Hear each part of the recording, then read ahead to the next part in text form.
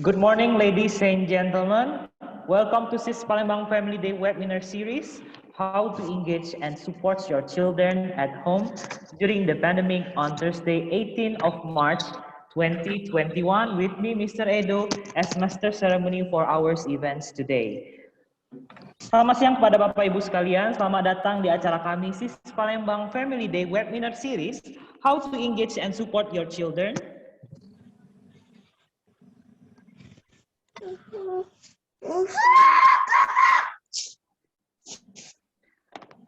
at home during the pandemic pada hari Kamis 18 Maret 2021. Bersama saya Mr. Edo selaku pembawa acara pada acara kita pada hari ini. Well, a very warm welcome to all of you ladies and gentlemen, and thank you for being the participant of our webinar today. And before we start our events today, allow me to read the agenda for today's event. Baiklah Bapak Ibu sekalian, saya ucapkan sangat terima kasih sebesar-besarnya untuk dapat hadir di acara kita pada hari ini, dan izinkan saya untuk membacakan susunan acara kita pada hari ini sebelum kita memulai acara. Well, ladies and gentlemen, this is our agenda. The first agenda will be welcoming speech from our head teacher, which is Miss Bibi Nariswari, and then will be continued to our partners product knowledge, which is from Pew Kids and Baby. After that, we are going to the main events of our webinar today, which is speakers presentation, and then will be continued with question and answer sessions. Baiklah Bapak Ibu sekalian, acara kita pada hari ini akan dimulai dengan pembukaan dari kepala sekolah kami, kata sambutan dari kepala sekolah kami yaitu Miss Bibi Nariswari, dan akan dilanjutkan dari pemaparan tentang produk dari partner kami yaitu Pure Kids and Baby, dan akan dilanjutkan dengan presentasi dari pembicara kami hari ini, dan kita juga akan melakukan sesi tanya jawab setelah pemaparan dari pemapar kami hari ini. Well, ladies and gentlemen, let us go to the first agenda, which is welcoming speech from our head teacher, Miss Bibi Nariswari. Baiklah Bapak Ibu sekalian, marilah kita dengarkan kata sambutan dari kepala sekolah kita hari ini, yaitu Miss Bibi Nariswari. Please welcome Miss Bibi. Thank you Pak Edo.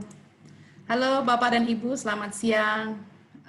Selamat datang kembali di gelaran keempat webinar kita dalam rangka webinar series dalam rangka Family Day tahun ajaran 2020-2021. Kemarin terakhir kita bertemu di Science Webinar hari Sabtu yang lalu tanggal 6 Maret. Biasanya kalau Family Day kita ada acara langsung, tatap muka sehari penuh di sekolah, kemudian berkumpul, berolahraga, berkompetisi, dan bergembira. Namun rupanya pandemik ini memaksa kita untuk sejenak menjaga jarak, tidak lagi bertemu dan bertatap muka secara langsung. Namun tidak berarti bahwa kita tidak bisa melakukan berbagai kegiatan. Bapak dan Ibu, orang tua murid SIS Palembang, orang tua murid dari SIS Group of Schools, teman-teman guru yang saya hormati, saya ingin membuka acara ini dengan mengucapkan terima kasih atas kehadiran dari Ibu Devi Delia, psikolog anak dari Rumah Sakit Caritas pada siang hari ini. Terima kasih juga kepada teman-teman guru dan staf, terutama tim marketing, yang pada hari ini dibantu oleh Mr. Diatri dalam mengorganisir acara ini, sehingga bisa terlaksana dengan baik. Juga terima kasih yang sebesar-besarnya saya sampaikan kepada pihak Pure Baby and Kids, Bapak Ibrahim selaku Asisten Manajer Pure Baby and Kids. Bapak dan Ibu yang saya hormati, pada masa sekarang ketika anak-anak kita belajar di rumah, peran kita sebagai orang tua bertambah. Bukan hanya sebagai orang tua, tetapi juga sebagai guru dan fasilitator dalam mendampingi pendidikan putra-putri kita, terutama sekali pendidikan karakter. Lalu bagaimana kita bisa melibatkan dan mendukung putra-putri kita selama mereka berada di rumah, bagaimana kita nanti bisa menciptakan karakter yang positif dan keterikatan yang erat antara orang tua dan putra-putri kita, sehingga bisa mempersiapkan mereka untuk menjelajah dunia pada masanya nanti. Tentunya kita berharap bahwa kita bisa mendapatkan jawaban atas pertanyaan pertanyaan yang mungkin ada dalam benak Bapak dan Ibu sekalian. Untuk itu, mari kita menyimak bersama pemaparan dari Ibu Devi yang pastinya akan sangat bermanfaat bagi kita semua. Dan semoga kegiatan ini bisa memberikan ide baru yang berguna bagi Bapak dan Ibu sekalian. Mari terus kita menerapkan protokol kesehatan dan pola hidup sehat. Sekali lagi, selamat mengikuti webinar ini. Stay safe, stay healthy, and stay happy. Selamat siang. Thank you, Mr. Edo. Baiklah. Thank you, Ms. B, for your outstanding welcoming speech. Well, ladies and gentlemen, to having this kind of amazing series of webinar, we are cooperating with our partners event, which is Pure Kids and Baby. In to introduce our partners events by having clips that to introduce our partners events today. Baiklah Bapak Ibu sekalian, dalam mengadakan serial webinar kita pada hari ini, kita bekerja sama dengan partner event kita yaitu Pure Kids and Baby. Dan di kesempatan kali ini saya ingin memperkenalkan melalui cuplikan video berikut. Kepada Pak Diatri, dimohon untuk menayangkan videonya. Webinar. Jangan biarkan istirahat anak-anak. Napas, gak bisa napas. Teteskan inhalan Decomestan Oil di sapu tangan, di bantal, atau di air hangat. Hidung tersumbat, ya Pure Kids Inhalan Decomestan Oil. Nah, aku mau pergi nih sama Rafathar, sama Raffi. Lagi siap-siap dulu sayang. Sini sayang. Mams di rumah tuh pasti bisa ngerasain banget nih kalau sekarang tuh kan kalau kita mau pergi terus harus bawa anak itu tuh pasti ribet banget persiapan buat proteksinya, buat protokol kesehatannya juga. Sekarang tuh pasti kalau beberes itu atau mau pergi-pergi tuh lebih ekstra waktunya lagi. Oke sayang, ayo ready? Kemana papanya? Papa. Tahan dulu. Sayang, pakai yang punya aku aja. Jangan pakai yang ini. Ini kan buat dewasa, aku ada yang buat anak-anak. Yuk. Ya udah. Di mobil ada? Ada. Ayo masuk mobil. Nah, Mams, bukan berarti kalau kita tuh di rumah aja itu otomatis terbebas dari virus loh. Nah, jadi nih AA, Papa, Mams di rumah. Kalau protokol kesehatan itu harus ditetapkan di rumah juga, di luar rumah juga. Pokoknya setiap saat. Jadi itu penting banget tuh kita harus sanitasi tangan, barang-barang. Pokoknya semuanya yang berhubungan sama kita, terutama barang-barang anak-anak supaya nih keluarga kita terhindar dari transfer virus dari orang lain, dari benda-benda yang di sekitar kita gitu. Nih, Rafathar, Papa pakai sanitizer dulu. Ini mau udah siapin hand sanitizer yang khusus buat anak-anak nih. Ini tuh Pure Kids Antiseptic Hand Sanitizer formulasi spesial khusus buat anak. Jadi ini tuh udah sesuai standar WHO di saat pandemi kayak gini. Ini tuh udah ada etanolnya dan juga hidrogen peroksida. Jadi ini tuh berperan sebagai dual antiseptik. Kalau Pure Kids ini juga ada dual moisturizer. Jadi kulit tangan anak tuh tetap lembab terus. Nah, udah siap? Kita ready to go, oke?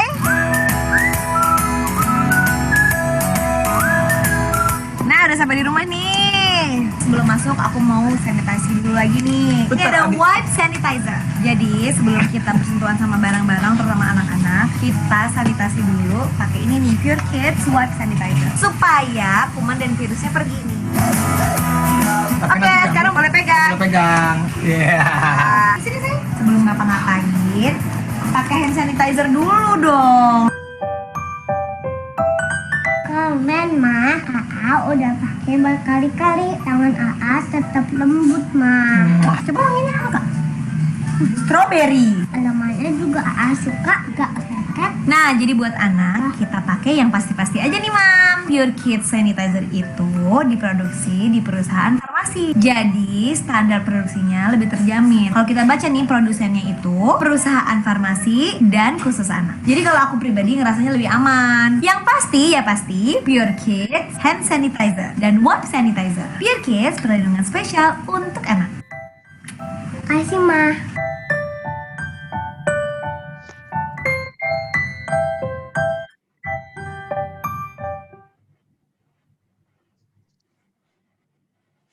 Baiklah Bapak Ibu sekalian, dari video tersebut kita sudah mengetahui bahwa partner kita Pure Kids and Baby telah memproduksi banyak produk yang dapat mensupport parents atau orang tua untuk melengkapi keperluan anak-anak.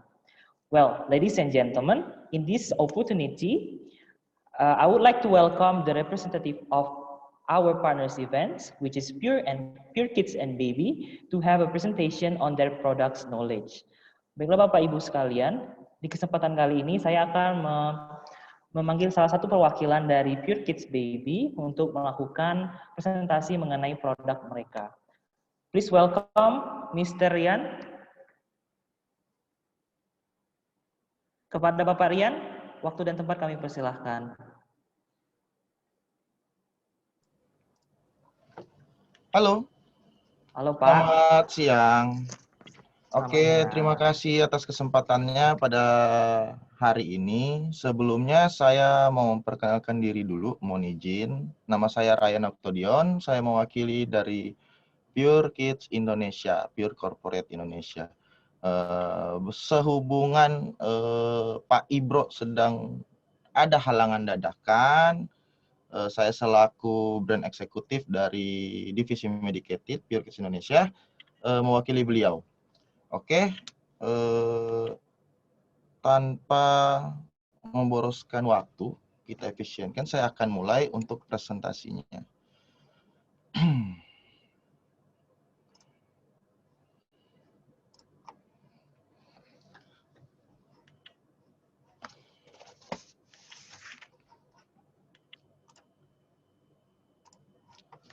Oke, terima kasih. Selamat siang buat para parents di rumah, Bapak dan Ibu guru dari pihak SIS Palembang. Siang hari ini saya akan memperkenalkan beberapa produk dari Pure Kids Indonesia yang merupakan produk unggulan kami. Salah satu di antaranya merupakan series medicated atau series untuk pengobatan, di mana produk-produk kami ini merupakan produk dengan kategori over the counter yang sering digunakan untuk menangani gejala-gejala awal sebelum penggunaan obat pada anak. Oke, seperti yang kita tahu pada sekarang ini, pandemi COVID merupakan pandemi yang sedang melanda dunia dan juga di Indonesia. Nah, seperti kita ketahui bersama, pandemi ini disebabkan oleh penyebaran virus corona, yang merupakan kelompok virus yang dapat menyebabkan berbagai macam penyakit yang masuk dalam kategori influenza yang bisa menyerang hewan dan manusia. Nah, penyakit ini merupakan penyakit yang bisa menular lewat percikan liur atau droplet, bisa disebabkan oleh kontaminasi dari hewan, bisa disebabkan juga dari singgungan antara pasien positif kepada orang yang negatif, yang memiliki hasil negatif, dan berbagai macam lainnya. Nah, apa cara pencegahannya? Cara pencegahan yang dianjurkan oleh pemerintah Indonesia khususnya, menerapkan protokol kesehatan 3M, memakai masker, mencuci tangan, menjaga jarak, dan menghindari kerumunan. Ada yang terbaru, mengurangi mobilitas dan menjaga jarak sosialisasi atau menghindari kegiatan sosialisasi. Nah, ini merupakan salah satu protokol kesehatan yang sampai detik ini kita masih terapkan bersama. Perihal ini merupakan landasan ataupun acuan pola tingkah laku terbaru bagi masyarakat di era pandemi sekarang ini. Hal ini digunakan untuk mencapai atau untuk menekan terjadinya klaster-klaster baru untuk penularan virus corona. Nah, dari BPOM sendiri sudah memberikan salah satu anjuran untuk membantu mencegah penyebaran virus COVID ini dengan cara yaitu menjaga kebersihan atau perilaku hidup bersih dan sehat. Salah satunya adalah mencuci tangan. Apabila kita sedang melakukan aktivitas di dalam rumah ataupun di luar rumah, di mana ada sumber air yang terdekat, kita diwajibkan untuk mencuci tangan. Nah, apabila kita jauh dari sumber air, kita disarankan untuk menggunakan salah satu produk kebersihan rumah tangga yang bernama hand sanitizer. Nah, adapun beberapa penjelasan dari Badan POM itu sendiri untuk kategori produk hand sanitizer yang disarankan untuk digunakan, yaitu salah satunya adalah produk yang memiliki izin edar. Produk yang dibuat secara massal, tetapi tetap menggunakan pedoman dari WHO atau World Health Organization. Dan juga produk-produk hand sanitizer yang sudah memiliki izin edar oleh Kemenkes. Nah, itu beberapa syarat dari Badan POM untuk kita sebagai masyarakat agar cerdas untuk memilih beberapa produk hand sanitizer yang ada di pasaran. Nah, seperti apa standar dari WHO untuk formula sanitizer itu sendiri? Nah, ini ada 2 series jurnal yang kami angkat yang merupakan pedoman atau guideline dari bahan aktif hand sanitizer. Yang pertama itu ada dari Laboratory Use Safety Guidance Related to Coronavirus Disease 2019.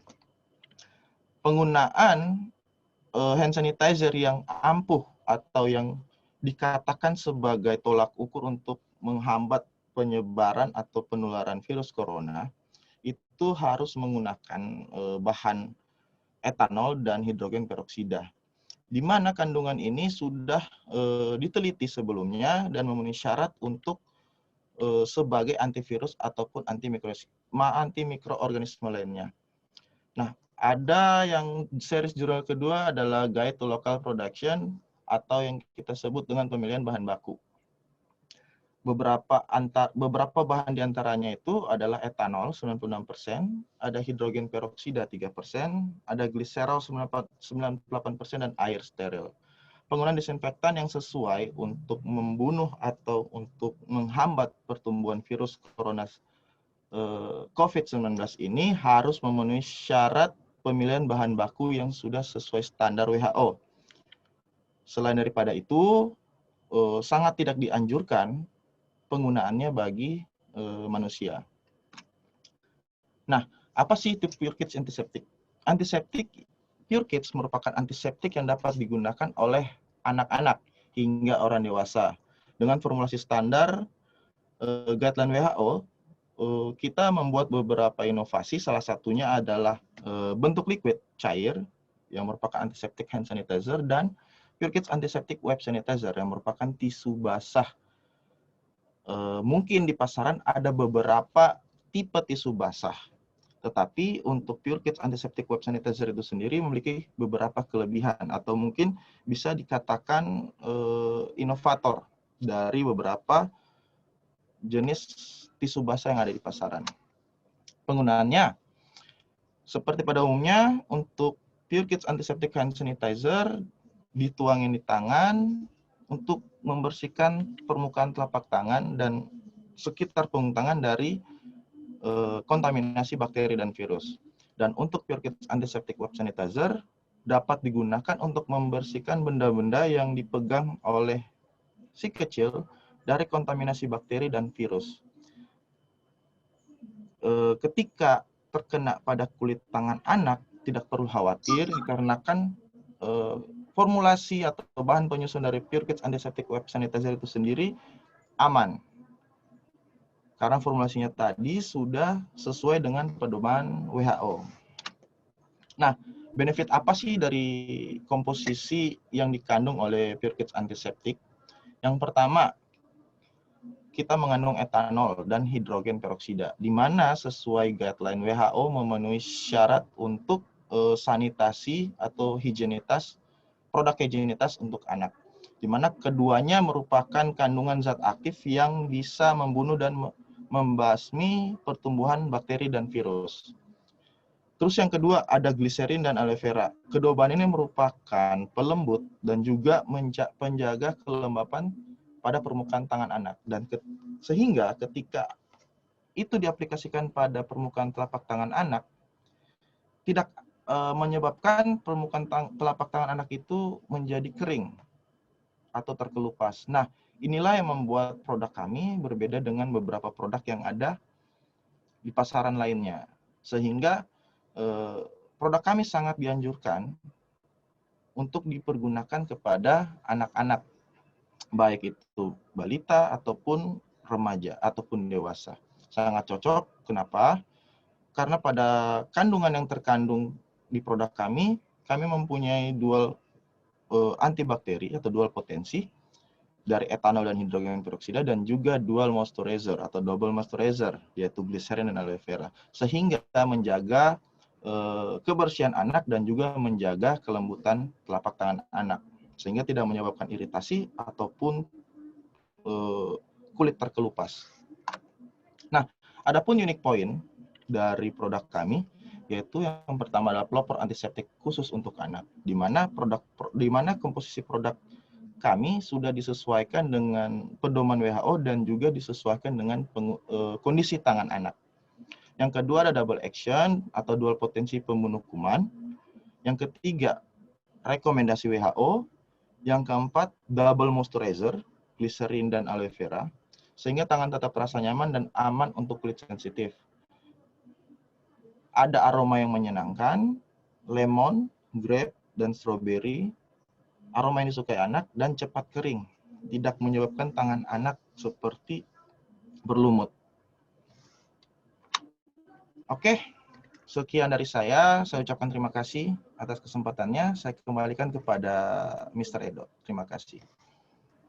Ya, terima kasih Bapak Rian atas pemaparannya. Jadi Bapak Ibu sekalian, jika Bapak Ibu ingin mempersiapkan produk yang aman bagi anak, Bapak dan Ibu bisa memilih medicated series yang disediakan oleh Pure Baby and Kids.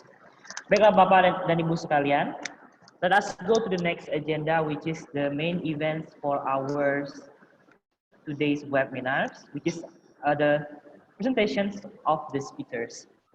Baiklah Bapak Ibu sekalian, marilah kita melanjutkan ke acara inti pada hari ini, yaitu pemaparan dari pemapar kita pada hari ini, dan akan dipimpin oleh Mr. Trisno sebagai moderator. Kepada Mr. Trisno, dipersilahkan. Terima kasih. Oke, baik. Terima kasih Pak Edo. Terima kasih dari Your Kids and Baby. Nah, jadi sebelum saya mulai, Bapak Ibu, untuk sanitizer anak, kita nggak boleh sembarangan membeli ya. Jadi harus memilih yang memang khusus dibuat untuk anak. Seperti Your Kids Hand Sanitizer dan Wipe Sanitizer, yang merupakan pelopor antiseptik sanitizer yang dipromosikan khusus untuk anak hingga orang dewasa dengan formulasi standar WHO. Jadi udah pasti aman ya. Nah, bicara tentang orang tua, nah kita harus teliti memilih sanitizer yang khusus untuk anak-anak kita tercinta.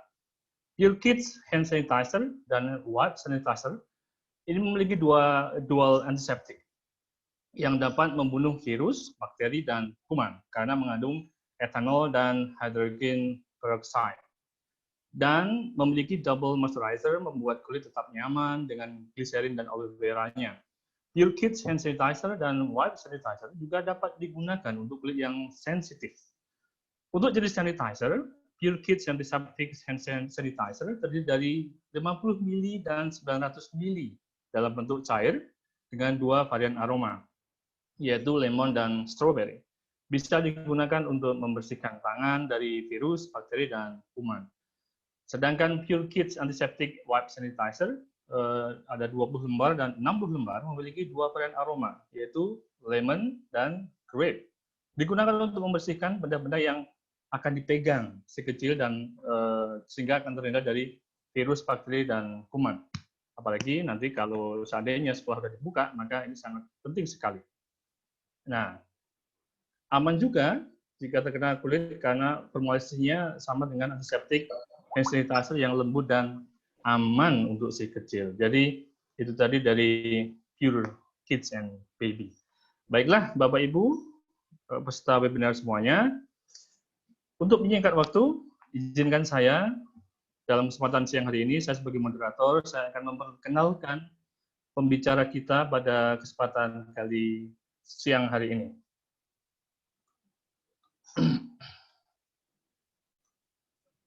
Oke, apakah sudah terlihat di layar, Pak Edo?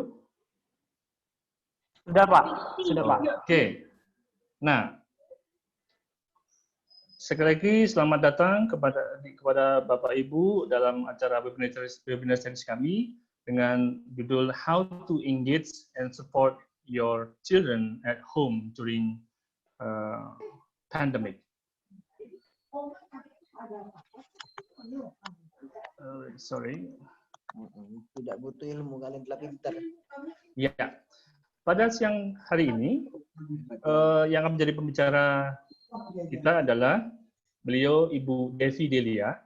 Beliau lahir di Palembang pada tanggal 11 Desember tahun 1986. Pada tahun 2011, beliau lulus sebagai lulusan terbaik dari program Magister Profesi Psikologi Universitas Tarumanegara Jakarta. Kemudian pada tahun 2012 sampai 2014 sebagai dosen pengajar Fakultas Psikologi Universitas Tarumanegara. Kemudian pada tahun 2012 sampai 2015 beliau sebagai psikolog associate di Lembaga Terapan Psikologi Universitas Indonesia Jakarta. Dan kemudian pada tahun 2013 sampai 2015 sebagai psikolog di Rumah Sakit Royal Progress Jakarta. Sedangkan 2015 sampai saat ini beliau merupakan psikolog anak Rumah Sakit RK Caritas Palembang, psikolog associate di Biro Psikologi Mengapenta Palembang, psikolog associate di Biro Psikologi Multi Human Capital MHC Jakarta. Berikut tadi adalah profil dari pembicara kita pada siang hari ini. Sebelum beliau memaparkan, izinkan saya mengingatkan kembali, apabila nanti di saat pemaparan beliau, Bapak Ibu ada pertanyaan, sebelum lupa, boleh diketik di chat room, nanti akan coba kita bahas setelah beliau selesai memaparkan. Mungkin itu dulu dari saya, untuk menyingkat waktu, kepada Ibu Devi, kami persilahkan. Terima kasih Pak Sutrisno. Ini suara saya terdengar ya? Iya, Bu. Oke, saya coba share screen dulu. Ya. Terbaca layarnya? Terbaca, Ibu. Terbaca ya, baik. Ini pas di depan lagi hujan. Tiba-tiba tadi hujan deras ya. Untung listriknya nggak mati. Ini saya tadi udah deg-degan, area rumah saya ini sering mati lampu soalnya. Untung enggak. Oke, selamat siang Bapak dan Ibu. Mungkin ada beberapa yang sudah mengenal, kita udah sempat berkenalan, bagi yang belum, salam kenal. Saya Devi, hari ini kita akan sama-sama belajar. Topiknya akan kita bahas mengenai how to engage and support your children at home during the pandemic. Oke, kita bahas. Mungkin nanti akan lebih banyak pada saat diskusi ya, jadi saya bahasnya singkat saja. Baik, kondisi selama pandemi ini sebenarnya kalau misalnya mau dibilang nggak perlu saya bahas pun semuanya udah tahu, karena semuanya udah, saya rasa udah mulai terbiasa juga ya dengan situasi pandemi ini. Pandemi udah 1 tahun lebih, yang tadinya kita pikir nggak akan selama ini ternyata jadi lama. Bahkan ini 1 tahun, mungkin akan ada 1 tahun depan berikutnya, masih ada tahun-tahun berikutnya, kita nggak tahu ini kapan berakhirnya. Dan situasi ini apa yang terjadi? Ini gimana sih? Oke. Selama pandemi apa yang terjadi? Ini yang terjadi. Kita nggak bisa ngumpul-ngumpul. Tadinya ya, mungkin sekarang udah mulai sih dengan protokol kesehatan. Tapi awalnya ini yang terjadi. Semuanya benar-benar di-ban, semuanya benar-benar dilarang. Yang namanya ngumpul-ngumpul. Kerja pun udah nggak bisa nih yang namanya kerja langsung di tempatnya saat awal ya. Ini kita lagi ngomongin yang benar-benar awal. Tapi yang masih sampai sekarang terjadi itu adalah di gambar yang paling bawah di sini. Ya kalau misalnya dilihat, ini kalau saya gerakin kursor, kebaca nggak sih? Ikut terlihat tidak? Enggak ya? Iya, iya. Kursornya terlihat. Ini gambar yang paling, yang sebenarnya, aduh ini kayaknya menyedihkan untuk kita semua, bahwa pandemi ini membuat kita jadi benar-benar tidak bisa kemana-mana, tidak bisa vacation, tidak bisa liburan. Ya kan, karena udah 1 tahun kemarin itu yang tadinya kita pikir, oke, awal tahun aja nih, cuman yang namanya COVID, nanti pertengahan tahun mungkin akan membaik, karena ada liburan sekolah kan biasanya pertengahan tahun ya. Biasanya itu yang tur-tur lagi pada gencer-gencernya ngadain promo, ternyata nggak bisa juga. Nunggu akhir tahun, liburan akhir tahun sama Natalan. Masih juga ternyata, masih nggak bisa kemana-mana. Ini udah bulan 3 aja, mau masuk bulan 4, bentar lagi mau liburan lagi ya Bapak ya. Ini Bapak dan Ibu guru juga udah tahu nih udah mau liburan sekolah itu juga biasanya masa-masa anak-anak liburan, mau liburan, dan itu nggak bisa karena pandemi. Efeknya gimana? Akibatnya semua orang, nah kalau kita ngebahas masalah anak, anak udah pasti deh jelas. Bosan banget di rumah. Ya, nggak cuma anak sih, kita juga, kita semua bosan banget ya namanya ngelihat rumah. Kalau kita pakai istilah orang Jakarta tuh 6L. Lo lagi. Ya ketemunya kamu lagi. Ngelihat muka, ya mama lagi, papa lagi, kakak lagi, dedek lagi. Itu lagi ngelihatnya. Padahal biasanya kalau sebelum pandemi itu bisa kemana-mana, bisa ngelihat muka orang-orang baru gitu ya. Tapi selama pandemi ini nggak bisa. Terus kekhawatiran tertular virus ini jelas ya. Jadi ini saya pembukaan dulu. Ini jelas. Ini semua orang. Walaupun kalau kita ngomong ada sih orang-orang ekstrim tertentu yang ngerasa bahwa saya nggak bisa tertular virus atau virus itu nggak ada. Tapi secara umum inilah yang terjadi. Semua orang itu khawatir tertular virus. Ya, semua orang punya kesadaran pentingnya kesehatan, jadi semuanya takut sama virus. Efeknya ya pasti buat kita stres.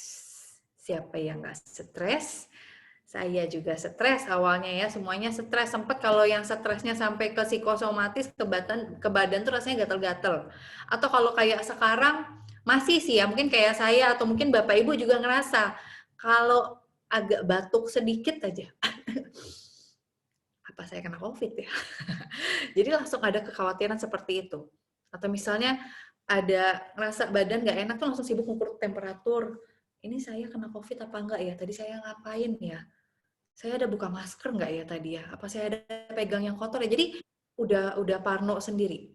Ya jadi itu stres banget. Siapa sih yang nggak stres? Kalau kayak dulu kan kita misalnya batuk-batuk atau bersin-bersin ya paling mikirnya ya udahlah, paling kena flu, makan obat flu, tidur beres. Tapi kalau kayak sekarang udah kena flu, kena batuk, mikirnya ini saya cuman flu biasa atau saya kena COVID ya? Jangan-jangan saya kena COVID. Jadi nggak berani deket siapa-siapa, jadi nggak berani berkunjung ke rumah orang tua, karena takutnya jangan-jangan saya ini positif, nanti saya ngebawa virus dan seterusnya, jadi stres banget. Ya, ini situasi yang nggak baik untuk kita semua. Jadi sebenarnya kita harus bagaimana sih? Ya, sebelum kita fokus ke engage activity-nya, yang pertama, sebagai orang tua tugas kita adalah mengkomunikasikan situasi ini kepada anak. Jadi mereka itu berhak tahu atas situasi yang mereka hadapin. Kalau kita lagi ngomongin anak-anak sekarang ya, kalau yang memang belum sekolah, mungkin nggak terlalu ngerti apa sih bedanya. Paling tahu bedanya bahwa saya jadinya nggak banyak pergi ke mall, saya jadinya kok nggak diajak makan di restoran, kok nggak diajak pergi shopping, nggak ngajak pergi belanja gitu ya. Mungkin hanya seperti itu. Tapi kalau untuk mereka yang tadinya sudah sempat bersekolah, terus jadinya sekolah di rumah, yang tadinya ketemu teman, terus jadi nggak bisa ketemu sama teman-teman lagi, itu berasa sekali. Apa sih? Ini kenapa sih? Kok sekolahnya di rumah terus sih? Kok aku nggak bisa ketemu sama si Tony sih? Kok aku nggak bisa ketemu sama si Sela dan seterusnya gitu? Jadi anak-anak itu pasti akan berpikir, kenapa sih? Jadi yang paling penting untuk menghadapi situasi ini, daripada sibuk melarang dan akhirnya anak malah semakin kesal ya, karena apa sih, kok nggak boleh pergi, kok nggak boleh ini, kok nggak boleh itu. Jelasin baik-baik ke mereka terkait situasinya. Mereka harus tahu dulu. Jadi bukan cuman hanya melewatin hari demi hari seperti biasa aja ya Bapak Ibu. Jadi maksudnya ya udahlah, besok kalau ditanya lagi, dijelasin lagi, pokoknya nggak boleh pergi. Nggak boleh, kena virus. Virus apa? Maksudnya apa? Jadi mereka perlu tahu. Taunya itu sejelas-jelasnya ya, dengan bahasa yang memang sesuai dengan usianya mereka. Bahwa ini situasinya lagi banyak penyakit. Ada penyakit yang namanya apa? Dan penyakit itu mudah sekali menular. Jadi mau tidak mau kita memang harus menjaga diri di rumah dan seterusnya. Jadi itu harus dikomunikasikan ke anak. Jadi itu yang pertama.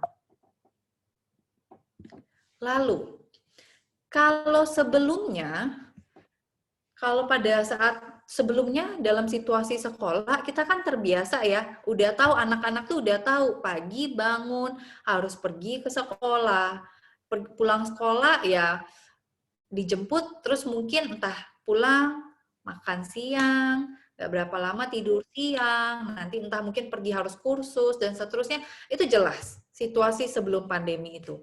Tapi pada saat pandemi, kadang-kadang anak itu jadi bingung sendiri sama jadwal. Ya, mungkin ibu sama bapak di sini juga ngerasa kok jadinya kayaknya jadwal tidurnya jadi lebih kacau ya ini anak selama pandemi. Karena apa? Karena jadwal mereka dari awal pagi pun mungkin tadinya tidak teratur. Saya yakin mungkin sekarang berangsur karena pandemi ini sudah berlangsung 1 tahunan. Saya yakin ibu dan bapak di sini juga semakin bisa mengatur jadwal ini. Tapi bagi yang belum, ayo coba dilihat jadwalnya sudah teratur belum untuk anak-anaknya. Biarkan anak tahu bedanya situasi pada saat sekolah sama tidak sekolah. Jadi jangan, kalau bisa, ya jadi ini saya kembali lagi menyarankan, kalau memang situasinya kondusif, kalau memang bisa, situasi anak sekolah itu dibedakan sama situasi anak tidur. Artinya apa? Jangan sekolahnya di atas ranjang.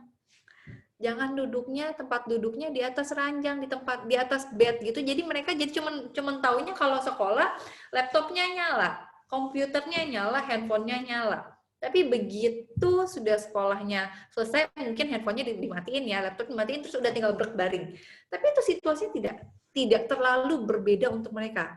Bandingkan kalau mereka sebelum pandemi kemarin, situasi sekolah kan benar-benar duduk di kelas, ketemu teman-teman. Sekarang pandemi nggak ada teman-temannya, adanya virtual aja.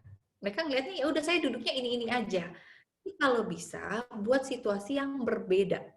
Ya, situasi yang berbeda kalau misalnya memang situasi sekolah. Oke, ini tempat duduk kamu untuk belajar.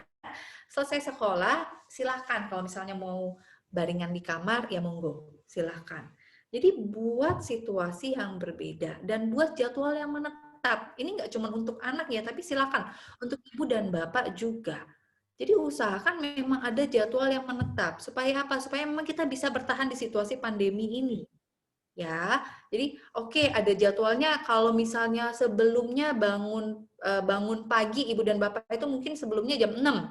Karena apa? Karena harus siap-siap berangkat ke tempat kerja yang jauh. Tapi karena sekarang kerjanya mungkin hanya WFH ya, jadi dari rumah bangunnya agak siang. Ya monggo, silakan. Tapi di jam berapa itu dibuat teratur aja.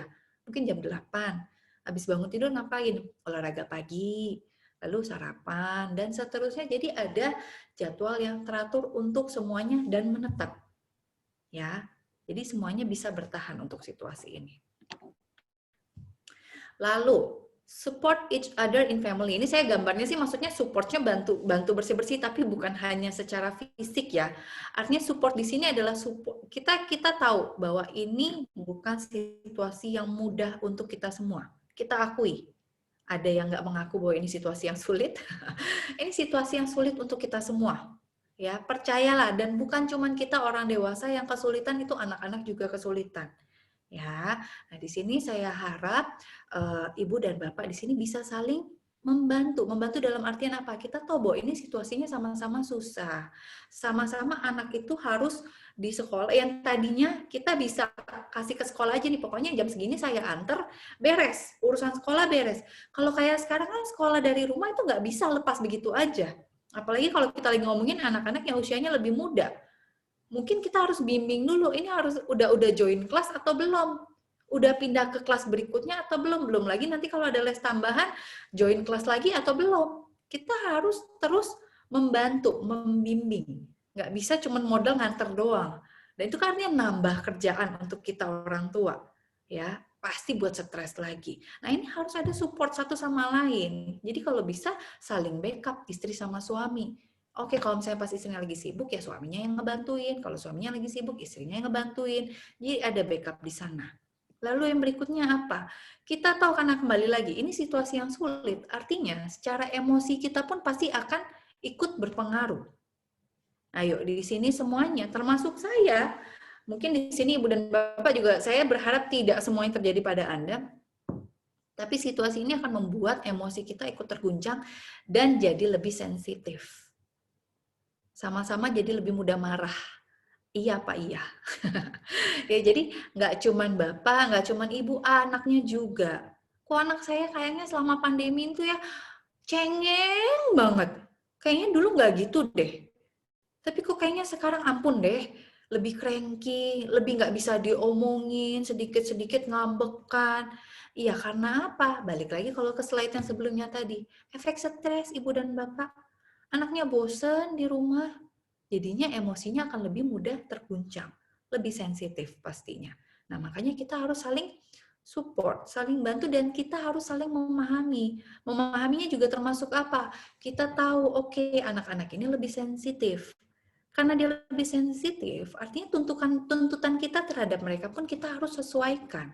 Jadi kita nggak bisa berharap mereka bisa mengikuti materi sekolah sebagaimana mestinya seperti sebelumnya. Karena apa? Situasi sekolahnya pun berbeda. Kalau yang tadinya sekolahnya ya di sekolah ya, benar-benar di sekolah dan diawasi oleh guru, tapi sekarang sekolahnya sendiri, nggak ada teman, bosen, mau ngedengerin guru juga ujung-ujungnya awalnya duduknya begini, lama-lama begini. Makin males ngedengerin gurunya, makin ngantuk ya.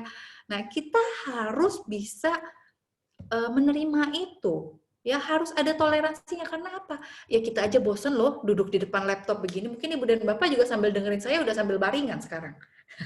Ya, jadi kita juga harus bisa menyesuaikan itu dan kita harus bisa menerimanya. Oke, ternyata memang nggak bisa seperti itu juga loh. Nggak bisa terlalu menuntut anak kita untuk ayo duduk dong, dengerin dong miss-nya ngomong apa gitu. Ya, memang nggak bisa juga. Karena apa? Karena memang situasinya. Jadi gimana dong?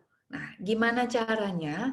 Tadinya saya pikir gini, kita kan ingin menstimulasi anak, ya kan? Tapi mau gimana dong, Miss? Namanya kan mereka harus sekolah. Mau nggak mau dong. Kalau nggak nanti anak saya bisa apa? Dia nggak ngerti apa-apa dong. Oke. Nah, sekarang kenapa enggak kita buat mereka belajar tapi sambil bermain di rumah? Jadi aktivitasnya memang di rumah yang sebenarnya kita membuat mereka belajar tanpa mereka sadari. Makanya di situ kita butuh yang namanya engage. Maksudnya engage di sini itu apa? Engage itu di mana anak itu benar-benar terlibat di dalam aktivitas itu.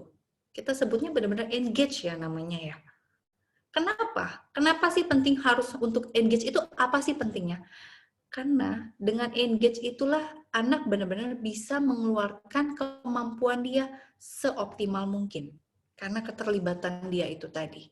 Jadi kalau misalnya ya kayak kita deh, kalau kita benar-benar mengikuti, kalau ibu dan bapak gini deh, kalau misalnya lagi ngikutin materi ini benar-benar ngikutin ya, dalam artian tertarik sama materi ini benar-benar ngedengerin banget, pasti mau besok, mau lusa ditanyain masih ingat isi materinya apa.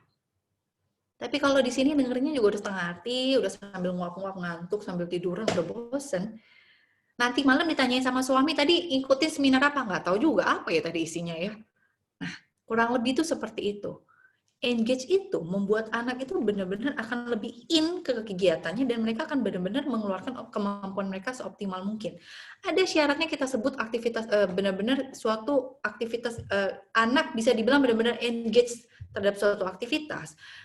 Ini syarat aktivitas itu bisa membuat anak benar-benar engage di dalamnya. Yang pertama, make it meaningful. Artinya apa? Aktivitas yang memang kita siapkan untuk mereka itu benar-benar aktivitas yang membuat mereka merasa bahwa ini sesuatu untuk saya. Ini benar-benar saya suka untuk terlibat sama aktivitas ini, saya suka sama kegiatan ini.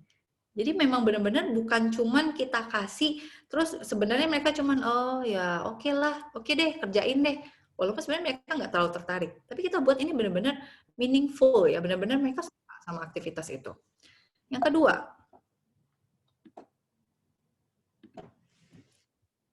building self-competence. Artinya apa? Aktivitas itu benar-benar membuat mereka membangun kompetensi mereka. Mereka punya sesuatu, mereka jadi bisa sesuatu dari aktivitas itu. Jadi kalau misalnya di sini kan saya gambarnya tuh misalnya mau jadi lagi gunting gitu kan, mereka jadi benar-benar bisa, oh sensoriknya jadi bisa berkembang di sana. Jadi ada kompetensi yang terbentuk dari situ. Ya. Dan yang ketiga, provide autonomy support. Artinya apa? Ya penting bagi kita untuk bisa menyediakan support ke mereka.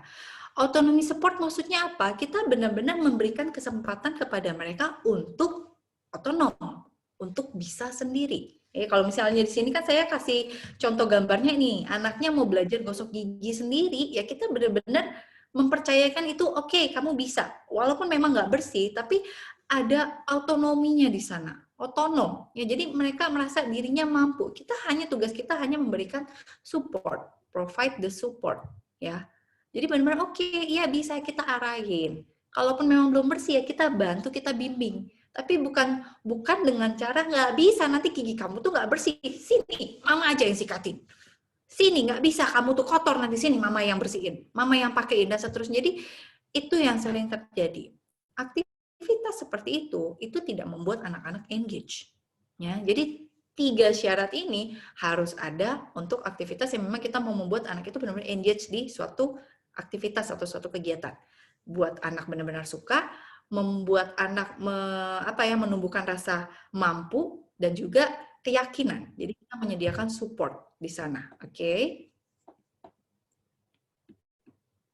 Nah, jadi di sini saya ingin berbagi beberapa contoh aktivitas yang memang bisa membantu untuk ibaratnya ini salah satu, ini hanya contoh. Tapi silakan ibu dan bapak berkreasi sendiri di rumah. Ya, ini hanya permisalan aja kok. Nggak harus diikutin sama persis. Kalau mau diikutin ya monggo gitu ya buat inspirasi itu. Artinya apa? Kita kan mau mengembangkan kemampuan si anak ini. Kenapa enggak? Ya kita buat itu tadi fun, playful, tapi sebenarnya tanpa mereka sadari aktivitas ini untuk mengajarkan mereka kemampuan-kemampuan tertentu. Ini contoh kegiatan untuk mengasah kemampuan membaca dan menulis anak. Kita sebutin satu-satu, maaf saya tidak mengeluarkan slide-nya saya nggak buat satu-satu gitu karena saya takut berat di Zoom. Jadi saya langsung tampilin aja semuanya, kita bahas satu-satu. Melabel benda di rumah. Ini contohnya gimana? Jadi misalnya gini, ini silakan ya boleh dimanfaatkan nanti kalau misalnya lagi liburan dan kalau ibu sama bapaknya juga lagi senggang. Ya, bisa sih sebenarnya sambil kerja bisa kok ini sebenarnya dilakuin. Ini aktivitasnya sederhana semua. Contoh, melabel benda-benda di rumah tuh gimana? Silakan ibu dan bapak buat pakai kertas ya. Ini saya nggak ada contoh deh. Jadi misalnya ada kertas kecil buat label nama gitu ya, buat label, ditulisin nama bendanya. Ini terutama untuk anak yang lebih kecil ya. Ini contoh aktivitas untuk anak yang lebih kecil. Ditulisin namanya, misalnya bola, misalnya. Terus di benda yang lain, misalnya meja. Enggak meja, yang kecil-kecil aja. Bola, pensil, buku, boneka, apa aja itu silakan di label. Terus maksudnya apa? Ini kan kita mau mengasah mereka untuk membaca dan menulis. Jadi silakan mereka bawa itu benda. Jadi kalau misalnya kebetulan ketemu nih sama bendanya, kita lagi duduk. Nah, ini bendanya apa? Jadi kan ini lagi santai, jadi kita kayak di swalayan, jadi kayak di supermarket ya, semua benda ada labelnya. Cuman ya itu jadi ibaratnya gini, dimanapun kita berada, kita bisa memancing anak untuk membaca. Jadi misalnya ada bendanya, oke, ini apa ya? Jadi misalnya kita lagi duduk, lagi pegang bola. Ini apa namanya? Coba baca. Ya, B-O-L-A. Bola, walaupun dia tahu itu memang bola, tapi kita mau dia membacakan satu huruf demi satu huruf. Dan itu tidak membuat anak merasa terlalu terpaksa. Dibandingkan, kita hanya kasih dia satu kertas, baca, ini apa? Coba, B-O-L-A, bola. Males. Tapi kalau misalnya itu benar-benar kita lagi duduk aja, kebetulan lagi megang bola, oke, si bolanya ini yang kita minta dia baca. Itu contohnya. Ya. Atau misalnya pada saat lagi pengen ngambilin yang mana ya? Ayo, adik lagi pengen ambil benda yang mana? Sini kasih tahu mama, kita baca yuk sama-sama, ambil bendanya, terus minta dia untuk mengeja dan membaca. Itu misalnya, ya. Ini hanya contoh kecil aja. Lalu nama benda sesuai abjad ini sebenarnya bisa dilakukan untuk anak yang memang sudah cukup paham sama huruf, cukup paham untuk membaca dan menulis, dan terutama kalau misalnya ada saudaraan ini lebih asik. Jadi bisa ditempelin kertas gitu ya, dan itu masing-masing ada tempatnya. Jadi misalnya ada posisinya huruf gimana ya? Aduh, saya nggak kasih contoh, nggak bisa dicoret lagi. Jadi misalnya nih satu kolom huruf A, kolom berikutnya huruf B, kolom berikutnya lagi huruf C. Jadi silakan kalau anak ngerasa misalnya, ayo kira-kira benda apa yang depannya huruf C?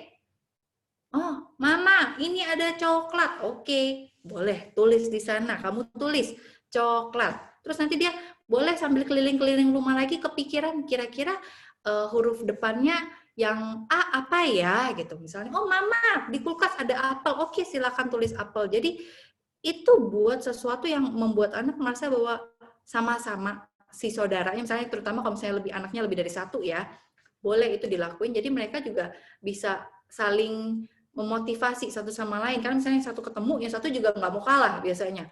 Aku ketemunya ini, aku mau tulisnya ini. Aku ketemunya ini, aku mau tulisnya ini. Itu juga boleh. Lalu, hunting game ini bisa dilakukan untuk anak yang lebih besar. Jadi misalnya, terutama ini masih, maaf ya, karena saya nggak tahu kalau ini anak SD sudah ikutan. Jadi lebih ke untuk, saya pikir anak-anak misalnya kayak mencari benda. Jadi kita ada kartu itu ada mirip, sebenarnya kembali lagi ya, kegiatan ini mirip-mirip, hanya diputar-putar aja. Jadi sebenarnya ibu sama, ini saya kasih contoh seperti ini, maksud saya adalah aktivitasnya mirip, tinggal diputar-putar. Artinya ibu dan bapak di sini punya kesempatan untuk berkreasi sebisa mungkin. Hunting game ini misalnya kayak gimana? Ada kartu itu ada nama-nama bendanya. Silakan mereka mencari si benda-benda itu, dikumpulin di satu box. Oke, misalnya buat kakak ini benda-benda yang harus dicari, buat adik kartunya ini yang harus dicari. Atau misalnya ada kartunya tumpukan ya, silakan kayak kita kocok dulu. Ayo, silakan acak yang kakak harus cari namanya, nama bendanya apa aja. Yang adik harus cari nama bendanya apa aja.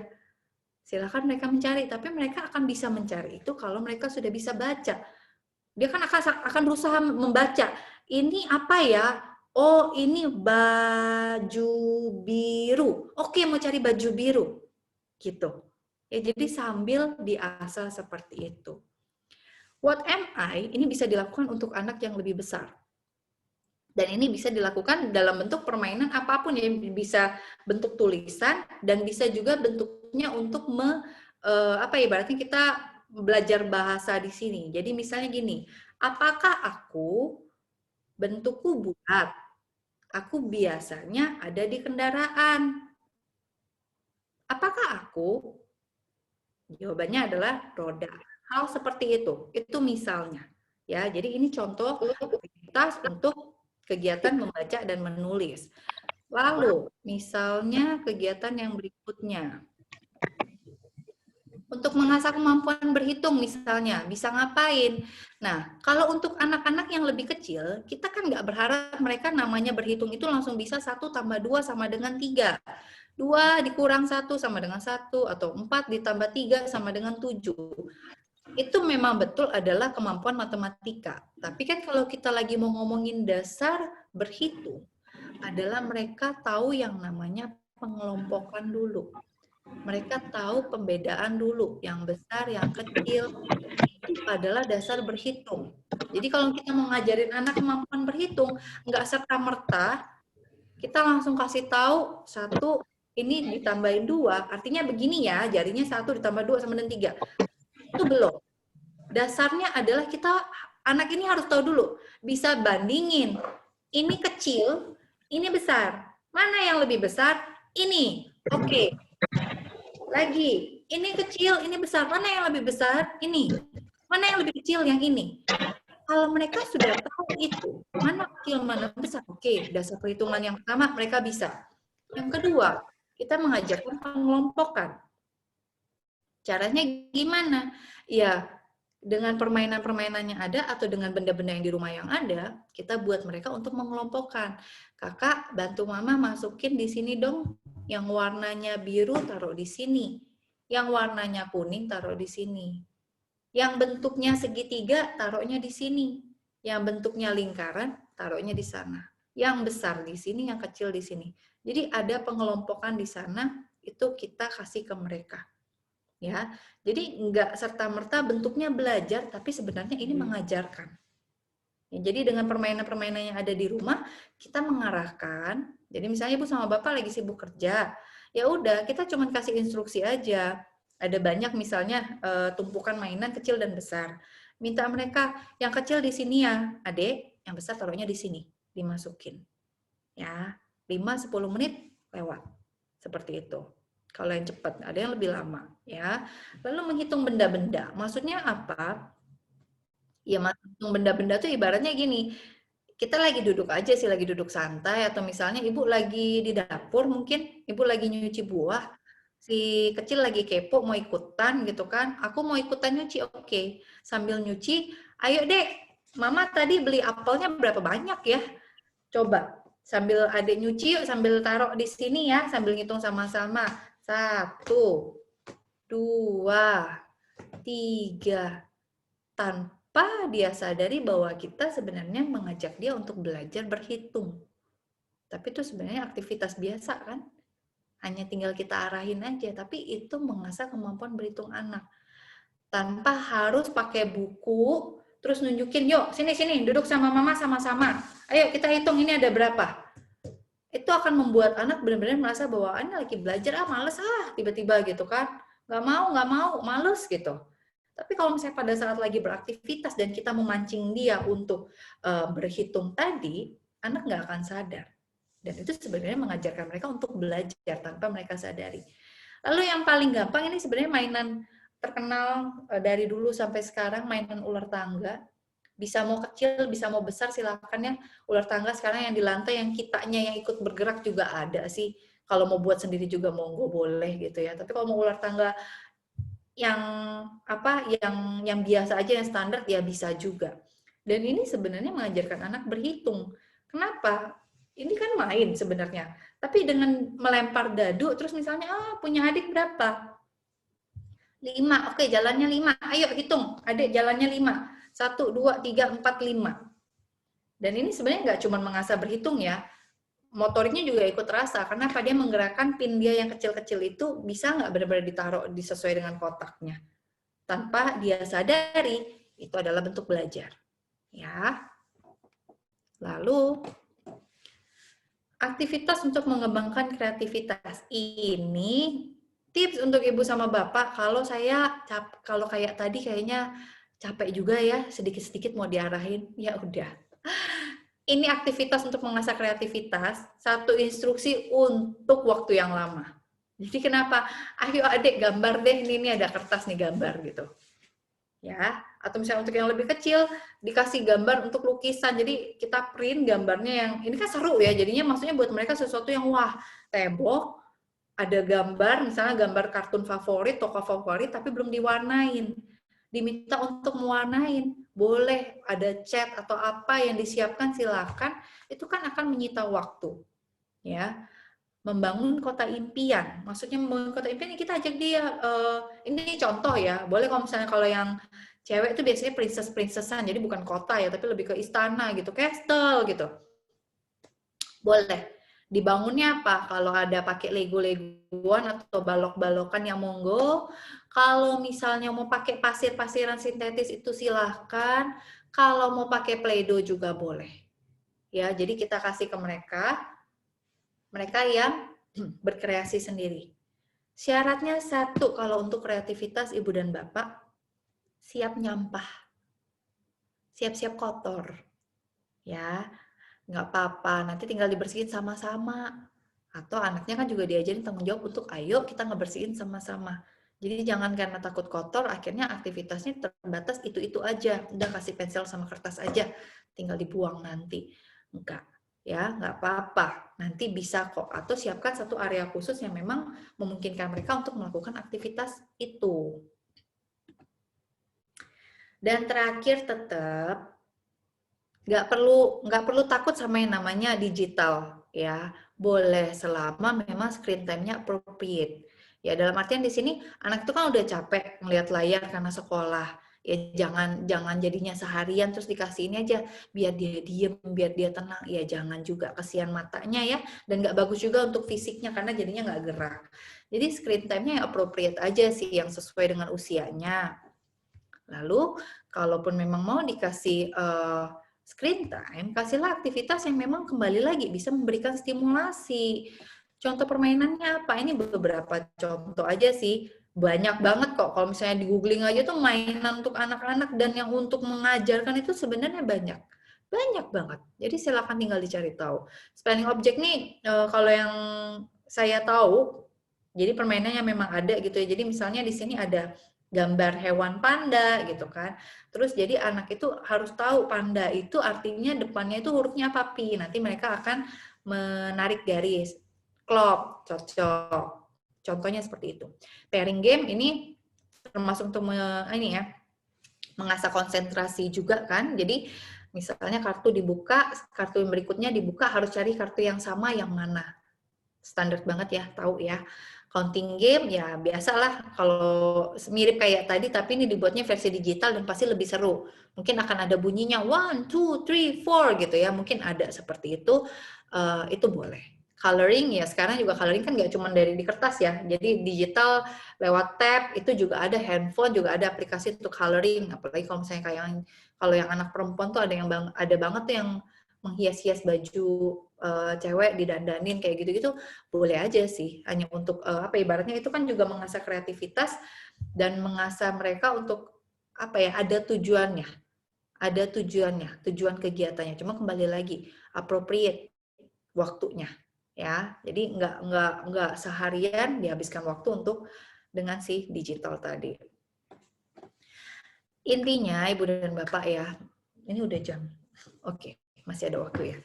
Bagaimanapun sebenarnya kembali lagi saya menegaskan bahwa ini situasi memang bukan situasi yang mudah untuk kita ya, tapi nggak ada salahnya bahwa kita melihat sisi positif dari situasi ini. Bahwa pandemi ini membuat kita jadi lebih banyak di rumah, lebih banyak menghabiskan waktu bersama dengan anak-anak, lebih banyak menghabiskan waktu dengan keluarga. Toh nggak ada salahnya kita melihat dari sisi lain bahwa ternyata itu membuat kita menjadi lebih dekat dengan mereka. Kok saya nggak, Bu, ya? Kayaknya saya jadi makin jauh, jadi sering berantem. Jadi makin lebih sering marah sama anak. Ya nggak juga sih, coba dilihat dari sisi yang lain. Sebenarnya Ibu jadi lebih bisa melihat perkembangan anak yang tadinya mungkin nggak terlalu ya. Anak saya ternyata kalau di sekolah tuh begini ya ternyata ya. Oh ternyata kalau diajarin ini ternyata belum paham ya. Kalau sebelumnya mungkin nggak terlalu tapi dengan ada pandemi dan Ibu sama Bapak jadi lebih banyak terlibat di aktivitas sekolah anak, Ibu dan Bapak pun jadi lebih paham. Intinya saya sendiri pun ingin mengapresiasi usaha Ibu dan Bapak. Saya tahu 1 tahun ini pandemi itu bukan sesuatu yang mudah, tapi Ibu dan Bapak bisa melewati ini semua. Artinya Ibu dan Bapak semuanya di sini hebat. Tepuk tangan untuk Anda sendiri semuanya. Untuk para guru, teachers di sini, untuk Ibu dan Bapak yang sudah membimbing anak selama sekolah. Online saya tahu itu nggak mudah sama sekali, tapi Anda semua berhasil. Artinya Anda semua sebenarnya bisa kok. Dan kita berharap semoga situasi ini memang segera membaik. Toh sebentar lagi jatah vaksin akan diberikan ke masyarakat umum kan ya. Mudah-mudahan semuanya segera divaksin, tapi tetap harus menjaga protokol kesehatan. Ya, cuci tangan, memakai masker, menjaga jarak. Ya, tetap harus dilakukan. Saya sudah divaksin, tapi ya tetap harus melakukan protokol kesehatan itu tetap. Kenapa? Untuk kebaikan kita sendiri. Ya, jadi bagaimanapun waktu yang kita habiskan bersama keluarga itu sebenarnya waktu yang sangat berharga. Jadi ayo kita nikmati sama-sama. Ya, pandemi nggak akan berulang kan dan nggak pengen diulangin juga kan. Jadi mumpung sekarang masih pandemi, ayo kita nikmatin sama-sama. Ya, saya rasa itu saja yang ingin saya sampaikan. Tetap cuci tangan, pakai masker dan jaga jarak. Terima kasih. Saya kembalikan lagi ke moderator Pak Sutrisno. Oke, terima kasih Devi atas penjelasannya. Oke. Iya, Bu Devi, ini mungkin kita bisa langsung saja, Bu ya. Ada beberapa pertanyaan sudah yang muncul di sini. Tadi Ibu Devi menjelaskan tentang engage activities. yaitu salah satunya adalah make it meaningful, kemudian building self competence, kemudian support autonomy sport ya. Nah, ini ada salah satu ibu yang bertanya di sini, bagaimana kalau misalkan ternyata anak-anak tidak terbiasa mandiri, kata ibu. Oke. Terusnya gimana? Ya, terima kasih. Baik. Justru itu makanya kan autonomy support itu tujuannya adalah untuk mengasah kemandirian anak. Bagaimana jika anak-anak tidak terbiasa mandiri? Mandiri itu adalah sesuatu yang memang dibentuk. Jadi kita nggak ngomong anak lahir tiba-tiba langsung jadi mandiri, ya kan? Anak nggak bisa tiba-tiba langsung ibaratnya gini, anak nggak bisa tiba-tiba lahir terus pakai baju sendiri, semuanya harus dipakein. Makanya dari bayi itu kan diajarkan kemandirian. Kita nggak bisa, nggak mungkin baby gimana mandiri. Setidaknya dari usia, kalau dari ini ya, dari ilmu psikologi sendiri, itu ada, kita namanya perkembangan psikososial, ya, dari Erik Erikson, tokohnya. Di salah satu tahap keduanya, tahap kedua dari psikososial itu adalah autonomy versus shame and doubt. Autonomy versus shame and doubt. Dan ini fase yang terjadi dan dibentuk dari anak usia 1,5 sampai 3 tahun. Anak 1,5 sampai 3 tahun itu umumnya akan berada di fase autonomy versus shame and doubt. Versus, arti versus di sini apa? Anak itu berada di fase yang mana? Autonomi atau shame and doubt. Kalau kita tidak berhasil membentuk si autonominya ini, rasa otonom dia akan menjadi sosok anak yang shame, malu, atau doubt, ragu-ragu. Ya, kalau misalnya kita melihat ada anak-anak yang dipakein, kita suruh misalnya, ayo ini coba, misalnya dia mau coba tutup botol lah ya, kalau umur segitu lagi mau belajar buka tutup seperti itu, nggak bisa, mama aja, nggak bisa, papa aja gitu, kesel nggak bisa gitu. Nah, otonomi di sini itu sebenarnya bagian dari mengasah kemandirian anak, dan itu juga ujung-ujungnya kembali ke membentuk rasa keyakinan diri anak juga. Ya, jadi kalau misalnya dibilang anak ini nggak mandiri gimana? Ayo dilihat nggak mandirinya gimana nih? Umur berapa nih? Ayo kita bentuk sama-sama. Coba kalau misalnya memang mau dibahas lebih lanjut nih, anaknya usia berapa Pak? Ada detailnya nggak? Kebetulan tidak disebutkan. 7 tahun. 7 tahun ya. Oke, boleh tahu nggak Pak? Contoh nggak mandirinya apa Pak? Karena dia kan terbiasanya kan sama ini Bu, misalnya apa? Sama teman-temannya bermain, tiba-tiba situasinya berbeda kan. Jadi dia terbiasanya masih sama sama teman-temannya itu. Contoh perilaku nggak mandirinya apa Pak? Boleh tahu nggak? Biar kita bahas sama-sama. Jadi misalnya ada anak itu ya, dia itu kan bisa kita suruh kerjakan sesuatu. Biasanya kan dia terbiasa ya. Nah, tiba-tiba dia karena selama pandemi ini kan kita bantu terus. Jadi ketika kita lagi sibuk, jadi anak tersebut, waduh, pengennya sama papi terus atau sama mami terus. Sedangkan pada kegiatan tersebut kan kita sebagai orang tua kan harus ada kerjaan yang lain misalnya. Nah, seperti itu, Bu. Oke, baik. Ya, itu yang tadi ya, seperti yang contoh saya sebutkan ya. Jadi alhasil anak selalu minta bantuan dari si orang tuanya, orang sekitarnya. Makanya ini Bapak, caranya gimana? Kita biasakan. Jadi mungkin tidak serta-merta anak itu akan langsung mau dilepas ya Pak ya, tapi kita mau menumbuhkan keyakinan ke dia bahwa sebenarnya dia mampu. Dari hal kecil aja. Jadi misalnya hal-hal kecil yang dia rasa bahwa saya mau berusaha sendiri deh. Gitu. Jadi misalnya hal kecil aja, makan masih disuapin atau sudah makan sendiri? Kebetulan saya kalau masih disuapin. Itu dia, 7 tahun loh Pak, artinya kan harusnya udah bisa makan sendiri. Gimana kalau ajak dia duduk sama-sama di meja, yuk Papa juga lagi pengen makan, laki-laki perempuan ya? Laki-laki.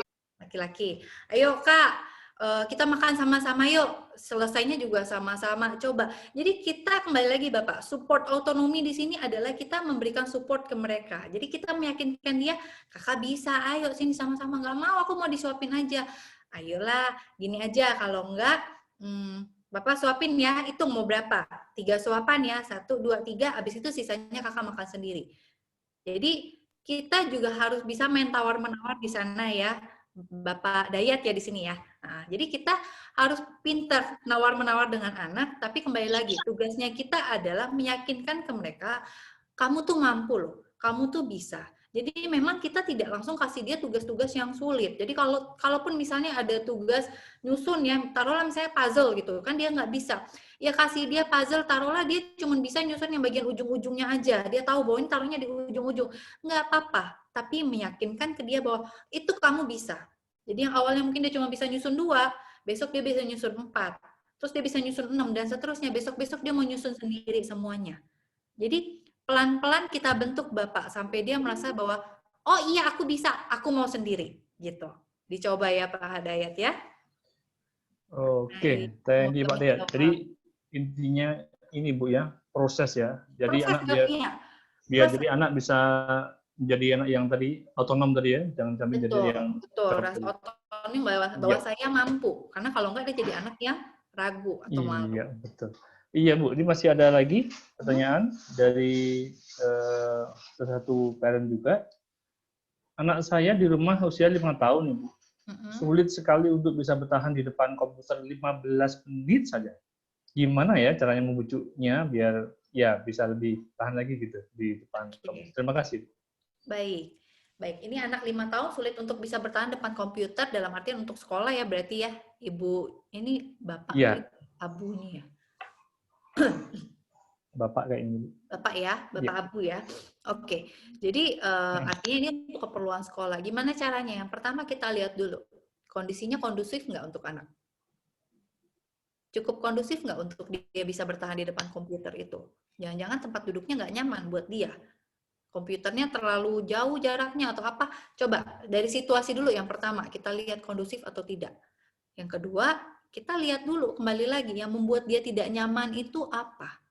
Ya selain ini ya, selain tempat duduk, selain jarak, situasi sekitarnya suaranya bising atau enggak. Jangan-jangan di sekitar dia lagi ada yang nonton TV yang akhirnya membuat dia lebih tertarik ke sana dibandingkan melihat komputer. Ya, itu yang harus kita cari tahu dulu. Kalau misalnya ternyata semuanya aman, situasinya kondusif, tempat duduknya sebenarnya nyaman, tempatnya nggak ada yang bising, nggak ada yang mengganggu, oke. Berarti sekarang kita mau meningkatkan tingkat konsentrasi dia. Nah, pertanyaan saya adalah untuk Bapak Abu ini, selain di depan komputer, fokus yang lainnya bisa bertahan juga atau tidak? Jangan-jangan di game bertahan Bu ya? Kalau di game itu sebenarnya kembali lagi itu kita nggak bisa sebut fokus ya. Tapi untuk aktivitas yang lain, anak ini bisa bertahan tidak untuk melakukan aktivitasnya? Nah, ini ya Bapak Abu ya. Ya Bapak ya. Bapak bisa dinyalain suaranya Pak. Yes. Oke, untuk aktivitas yang lain nggak Pak? Dia bisa bertahan lama juga nggak Pak? Kalau lagi ngerjain tugas aman juga nggak Pak? Kalau untuk yang lain dia juga ini Bu, dia lebih aktif ya. Dia lebih suka bermain aktif yang melibatkan banyak gerak gitu. Jadi kalau sebenarnya kondisi di rumah sudah cukup kondusif sih, mencarikan tempat yang tenang bagi dia untuk belajar seperti itu. Cuman ya itu tadi, dia sebentar gitu ngamatin kayak bosan gitu, terus kemudian akhirnya pergi cari mainan apa gini. Ayo adek kita lagi. Ya. Setelah 15 menit itu jadinya dia ngapain Pak biasanya? Kabur kemana Pak anaknya? Cari mainan yang biasa dipakai ya, mainan kadang Lego mainan atau apa ya. yang disukai. Oke, artinya di sini masalah konsentrasinya yang memang belum terbentuk. Caranya gimana? Kembali lagi ini kita bentuknya secara berkala. Jadi mungkin saya rasa masalah fokusnya bukan cuma di komputer ya Pak ya. Untuk aktivitas-aktivitas yang lain bisa jadi bertahannya juga nggak bisa lama ya Pak ya jatuhnya. Jadi kita lagi nggak fokus bukan cuma di komputer tapi untuk aktivitas yang lain pun kita mau tingkatkan konsentrasinya. Caranya gimana? Kita biasakan Bapak buat target. Jadi Bapak buat target. Misalnya artinya minimal 15 menit ya Pak ya. Minimal 15 menit. Paling cepat selalu 15 menit ya. Nggak pernah kurang kan? Nggak pernah cuma 5 menit terus kabur, nggak pernah ya Pak ya? Enggak ya, 15 menit. Oke. Enggak Jadi pernah sampai target 20 menit itu. Oke, jadi target awal kita adalah 15 menit. Bapak buat target, kalau bisa mungkin di sini juga ada ibu-ibu juga yang memang sudah tahu dan sekolah juga sebenarnya sudah menerapkan, kita bisa pakai sistem ini Pak, pengumpulan reward. Ya, jadi ini kan anak 5 tahun kita udah bisa ajak diskusi, kita sudah bisa buat sistem reward ke dia. Jadi kalau misalnya gini, kalau misalnya 15 menit, kakak misalnya 15 menit nih, bisa ngerjain ini 15 menit nggak kemana-mana sampai tuntas misalnya. Ya, jadi kita buat target juga ya Pak ya, dalam waktu 15 menit dia satu tugas, misalnya taruhlah membangun menara atau apapun lah. Intinya kita ada targetnya. 15 menit kamu bisa selesaikan ini, kamu dapat stem di satu titik, satu kotak itu kita isi stemnya. Terus itu 15 menit itu kita bisa berulang beberapa kali. 15 menit dia ternyata oke, tanpa kesulitan, kita tingkatkan. Yang berikutnya 20 menit. Nah, tapi kan anak-anak seperti ini belum paham konsep jam. Jadi kita menerapkannya adalah dengan melihat angka di jam. Jadi kalau misalnya jarumnya udah disampai angka di 6, kakak udah selesai kerjain ini, bapak kasih ininya, stemnya. Ditingkatin Pak bertahap. Nanti yang berikutnya lagi berapa. Nanti stemnya kalau dikumpulin itu bisa dapat reward tertentu. Jadi kita kayak time zone kayak gitu loh sistemnya. Ya, itu boleh coba diterapin. Ya Bapak ya, terima kasih. Oke, terima kasih Pak Abu. Semoga terjawab pertanyaannya ya. Yang intinya adalah pertama dicari dulu Pak situasinya, kondisinya nyaman nggak, yang apa yang membuat anak itu nggak nyaman hanya 15 menit. Kemudian ada target yang harus kita bikin gitu ya. Oke, kemudian masih ada waktu kita ya. Oh ya, masih ada waktu. Kemudian pertanyaan selanjutnya Ibu Devi. Ini dari ini ada Ibu Sylvia dari Bulan, putrinya kelas 1 SMP. Nah, untuk anak yang lebih besar dan sudah mandiri, apakah boleh kita lebih drill dalam kegiatan untuk meningkatkan kemampuan di luar sekolah? Oke. Anaknya udah besar, udah dari SMP. Untuk kemampuan di luar sekolah ya maksudnya. Ya. Oke. Baik. Masalah drillnya kembali lagi. Ingat, anak kan kalau tadi syarat engage itu adalah memang anak merasa bahwa make it meaningful. Artinya aktivitas itu memang anak sukai atau tidak. Jadi ngapain kita ngedrill dia kalau dia sendiri nggak comfort sama kegiatan itu. Ya, jadi kalaupun memang dia comfort dengan aktivitas itu, tanpa kita ngedrill pun sebenarnya mereka kan ngedrill diri sendiri kok sebenarnya. Ya, jadi kita hanya lebih ke kayak kita support, mungkin kita mengingatkan kalau misalnya ini, tapi kalau misalnya kita sibuk ngedrill untuk aktivitas yang mereka sendiri sebenarnya tidak terlalu tertarik, saya rasa sebaiknya tidak, karena hanya akan membuat lelah fisik, apalagi kalau SMP kan sebenarnya tuntutan akademinya udah semakin tinggi juga, gitu. Oke, Ibu. Jadi intinya jangan sampai drill itu justru malah membuat mereka semakin tertekan. Semakin tertekan ya. Karena kan itu butuh effort ya, butuh energi ya. Betul, iya. Untuk melakukan sesuatu itu kan semuanya butuh tenaga. Apalagi kalau kayak kita lagi ngomongin sekolah zaman sekarang itu SD aja udah sampai sore sekolahnya, apalagi SMP, belum lagi bimbing kelas-kelas tambahan. Jadi kalau misalnya untuk ada aktivitas lain, kita mau ngedrill, ya kalau anaknya suka ya boleh, tapi kalau enggak, ya mendingan dipertimbangin. Gitu. Oke. Iya, mungkin begitu Ibu Sylvia, semoga terjawab. Kemudian untuk pertanyaan selanjutnya yaitu ini Ibu, anak saya tipikal gampang bosan sekali. Beberapa hal yang tadi dijelaskan sudah diterapkan, dan karena bosan dia nggak mau aktivitas berulang. Dan saya merasa kehabisan ide. Apakah ada solusi? Mohon bantuannya. Terima kasih. Oke. Tipikal gampang bosannya tuh seperti apa? Nah, sekarang yang ingin ditanyakan adalah pada saat dia melakukan aktivitas itu, yang tadi Ibu bilang bahwa dia gampang bosan. Mungkin, ini anak saya nih, dari satu kegiatan, lompat kegiatan yang berikutnya, lompat kegiatan berikutnya. Bosannya tuh sebosan apa? Dari satu aktivitas, dia tuntas atau enggak? Selesai atau enggak? Kalau misalnya belum selesai, nah itu yang kita benerin dulu. Ya, jadi selama ini yang kadang-kadang yang membuat dia ibaratnya anak kita sering melabel bahwa ini anak saya ini gampang bosan, akhirnya ngelompat, padahal sebenarnya lebih ke masalah fokus kita sebutnya. Nggak fokus, karena apa ya ibaratnya kerjain 5 menit, kabur kemana, 5 menit lagi pengen ngerjain balok, 5 menit lagi pengen main masak-masakan, 5 menit lagi pengen main bola gitu. Tapi semua kegiatannya itu cuman ya kayak cuman numpang lewat aja. Kita ngelihatnya kesannya kayak gampang bosan. Padahal sebenarnya kalau ditelusurin lebih jauh itu lebih ke masalah fokus. Ya, jadi caranya sebenarnya mirip kayak tadi.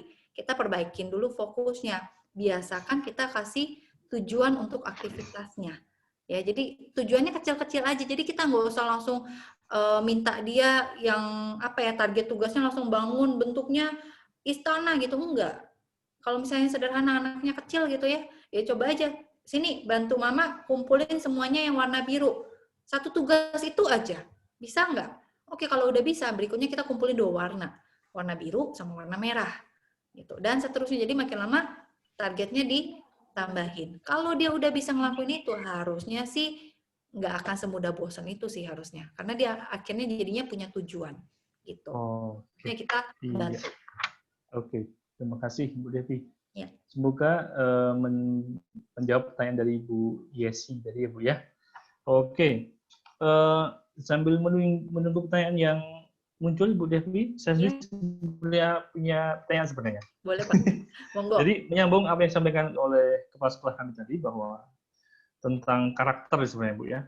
Karena tadi Ibu Devi menyampaikan bahwa tentu situasinya jadi stres, kemudian orang tua jadi emosional kadang, anak jadi seperti itulah pokoknya. Nah, pertanyaan saya adalah bagaimana sebenarnya cara agar karakter anak ini tetap bisa tetap bisa baik gitu dalam artian positif dengan situasi yang seperti itu di rumah gitu. Oke, baik. Jadi ibaratnya apa yang ingin Pak Sutrisno tanyakan adalah gimana ibaratnya membuat anaknya tetap stabil lah ya secara emosi ya. Iya, betul. Oke.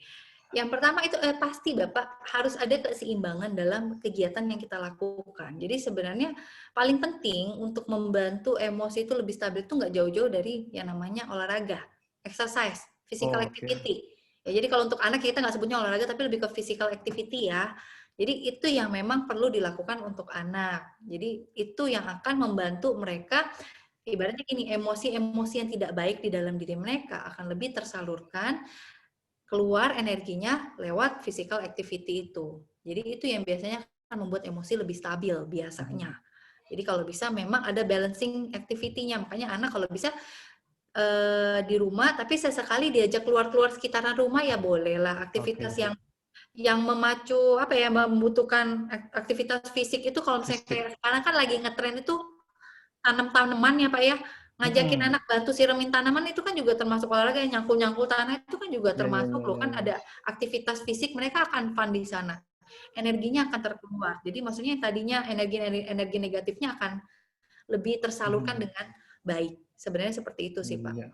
Oke, terima kasih Bu Devi. Kita masih ada waktu kurang lebih 3 menit lagi sesi tanya jawab ini. Masih ada 1 pertanyaan kali Bu ya, terakhir kali ini Bu ya. Boleh. Dan pertanyaan terakhir, kalau untuk sekolah online ini mempengaruhi pribadinya enggak? Karena kalau sekolah tatap muka kan bisa main dengan teman usia ya. Sedangkan saat pandemi ini kan nggak bisa keluar. Sedangkan di rumah tidak ada teman main seusianya. Jadi intinya apakah mempengaruhi pribadinya nggak sekolah online ini? Oke. Kita nggak ngomongin mempengaruhi pribadi itu kan kayaknya terlalu kompleks ya. Tapi mempengaruhi psikologis, ya jelas. Makanya kan yang tadi bisa kita bahas sama-sama, anak jadi lebih sensitif gitu kan, jadi lebih mudah cranky gitu ya. Nah ini kan sebenarnya fungsinya teknologi. Ya, jadi kalau misalnya memang sekolah sebenarnya ketemu sih sama teman, tapi kan pada saat sekolah kan itu semuanya di mute gitu kan, jadi juga nggak boleh ngobrol. Kan di luar sekolah itu kan ada kesempatan untuk saling menyapa keluarga virtual secara virtual, teman-teman secara virtual, itu juga kan bisa. Itu kan tetap membantu anak untuk tetap berinteraksi dengan teman-temannya. Gitu sih. Ya, jadi kalau misalnya kita ngomong merubah pribadi, nggak sampai belum seperti itu juga ya. Maksudnya itu kan terlalu kompleks. Ya, tapi iya, secara psikologis ini berpengaruh ke semua orang ya, nggak cuma ke anak. Gitu sih Pak. Iya, karena mungkin juga ini Bu ya, kemarin sore ada berita bahwa tapi ini lebih ke game online sih sebenarnya. Itu mempengaruhi jiwa, ada gangguan jiwa akhirnya. Jadi Iya, mungkin itu karena yang ditakutkan juga. betul. Karena kalau game online kan memang untuk ini apa ya, secara panduan buku kejiwaan, secara psikologis itu memang sudah termasuk ke gangguan jiwa, sudah termasuk addiction. Memang sudah termasuk addiction, itu sudah termasuk gangguan. Jadi nggak heran. Jadi nggak heran dampaknya. Ya. Tapi dengan kriteria tertentu ya, addiction-nya udah sampai melupakan kegiatan rutinitas sehari-hari dan seterusnya itu udah termasuk. Oh iya. Oke, masih ada waktu ternyata. 1 menit lagi. Yang terakhir ini sepertinya. Kalau untuk anak kindi, bagaimana menghadapi sikapnya jika dia mau melakukan semua pekerjaan yang mencontoh kakaknya semua? Yang terkadang kita takutkan sedikit membahayakan. Bagaimana cara menahannya tanpa kita terasa membatasi anak tersebut gitu. Oke. Anak kindi kan artinya memang betul dia adore-nya sama kakaknya, sepupunya, atau yang sepantaran lebih besar sedikit biasanya akan diikuti, termasuk kata-katanya pun jadi di copycat biasanya. Imitate tuh ya. Wah, jadi caranya gimana? Benar, kita akan membimbing dia. Kalau membahayakan, membahayakannya ini contohnya apa ya kalau ada ya?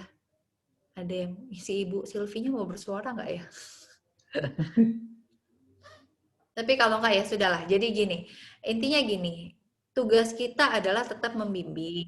Kita memberikan kesempatan kepada mereka. Kalaupun membahayakan, ya kita lihat dulu. Membahayakan bagaimana dulu. Kalau misalnya kakaknya kan juga sebenarnya juga nggak boleh kegiatan membahayakan. Jadi nggak cuma ke adiknya sih sebenarnya ya. Kalau kita mikir sebenarnya dari kakaknya pun sudah nggak boleh. Artinya kan dua-duanya yang dilarang, bukan cuma adiknya. Jadi intinya gini, silakan kita kasih kesempatan kepada mereka untuk mencoba apapun itu, ya. Jangan sampai itu membahayakan. Intinya sih seperti itu sih jatuhnya ya. Kalau dibilang membatasi, jadi gini loh, kayak contohnya sendiri kayak ke saya misalnya. Anak saya kalau misalnya naik kursi, itu kan kadang-kadang kalau orang lain nggak kasih kan, maksudnya bahaya gitu. Kalau saya kasih aja. Selama memang masih dalam batas, maksudnya toh saya kan ngawasin di sana, saya berdiri di dekat dia. Kalau begitu emang dia tanda-tanda ada jatuh, kita langsung hap. Ya, jadi berarti kita siap sedia ya.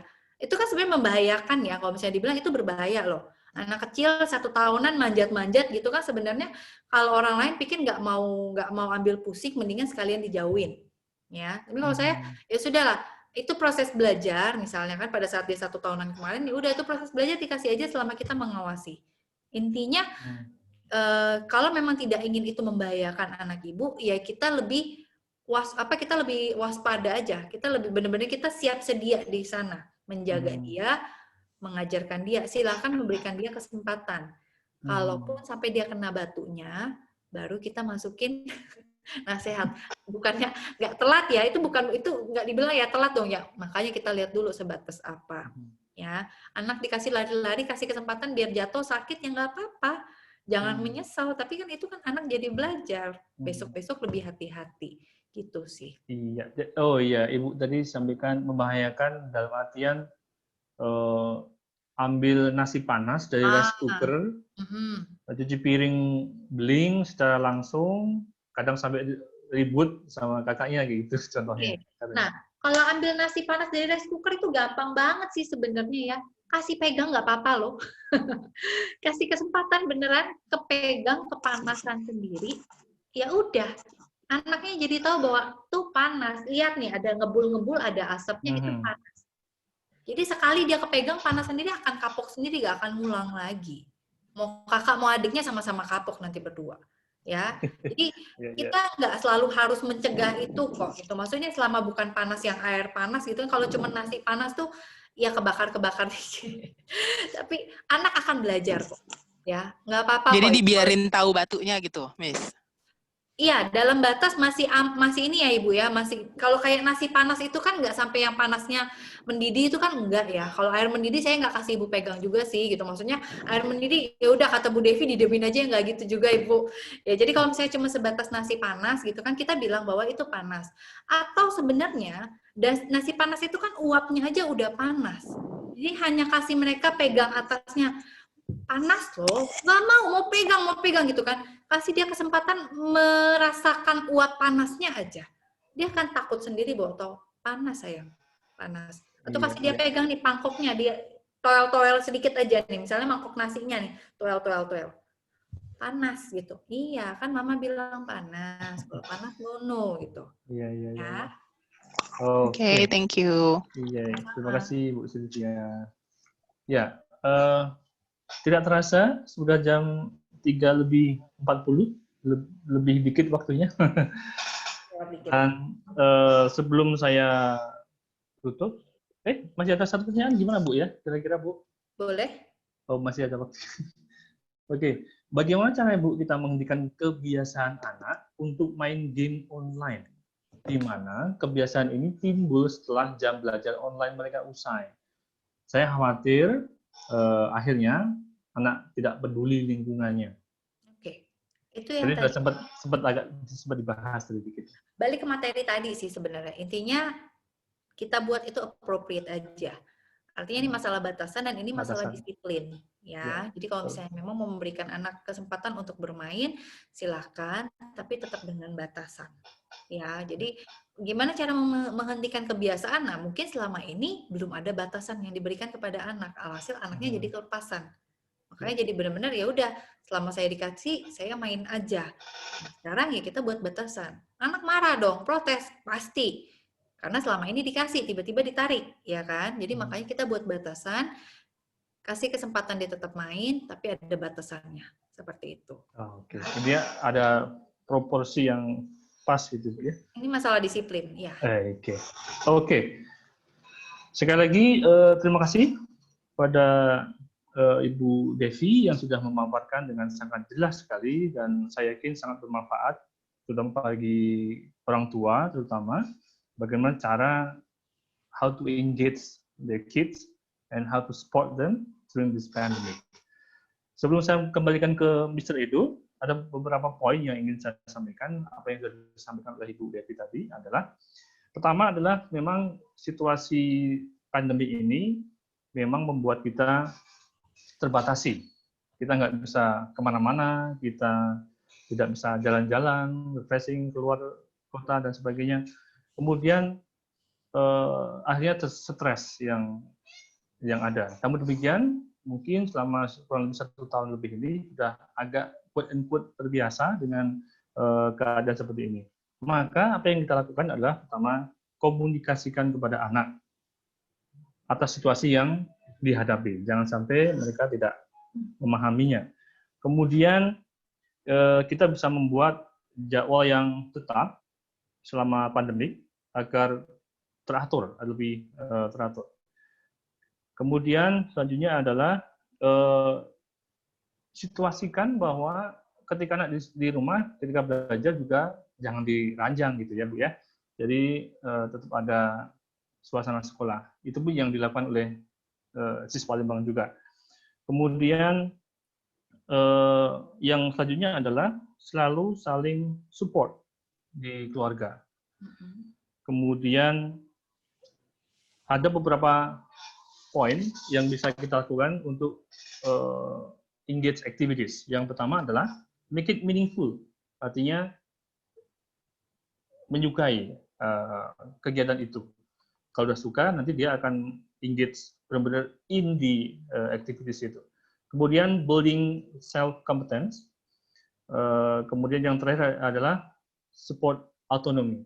Artinya menumbuhkan keyakinan agar mereka lebih bisa mandiri. Ada pun beberapa contoh kegiatan atau activity. Salah satunya adalah mengasah membaca dan menulis. Kemudian mengasah berhitung, kreativitas. Kemudian jangan lupa juga update dengan kegiatan digital. Kemudian ada beberapa pertanyaan tadi dari peserta yang pada intinya adalah kita sebagai orang tua di rumah harus selalu support, harus selalu saling support. Sehingga apa yang menjadi tujuan kita bersama, sekolah dan orang tua, yaitu menjadikan anak yang punya karakter yang bagus, akan tetap bisa tercapai. Mungkin itu beberapa poin yang bisa saya sampaikan. sebelum saya kembalikan ke Pak Edo, bahwa kegiatan ini disupport oleh Pure Baby Kids. Jadi kita sebagai orang tua yang smart wajib menjaga buah hati kita dari serangan virus yang berbahaya, terutama di musim hujan dan pancaroba. Sediakan selalu Pure Kids Inhalant Decongestant Oil Aromatherapy yang membantu melegakan hidung yang tersumbat dan menjaga sistem imun tetap meningkat karena dilengkapi dengan eucalyptus. Praktis cukup diteteskan di kerah baju, diffuser sarung bantal atau sapu tangan.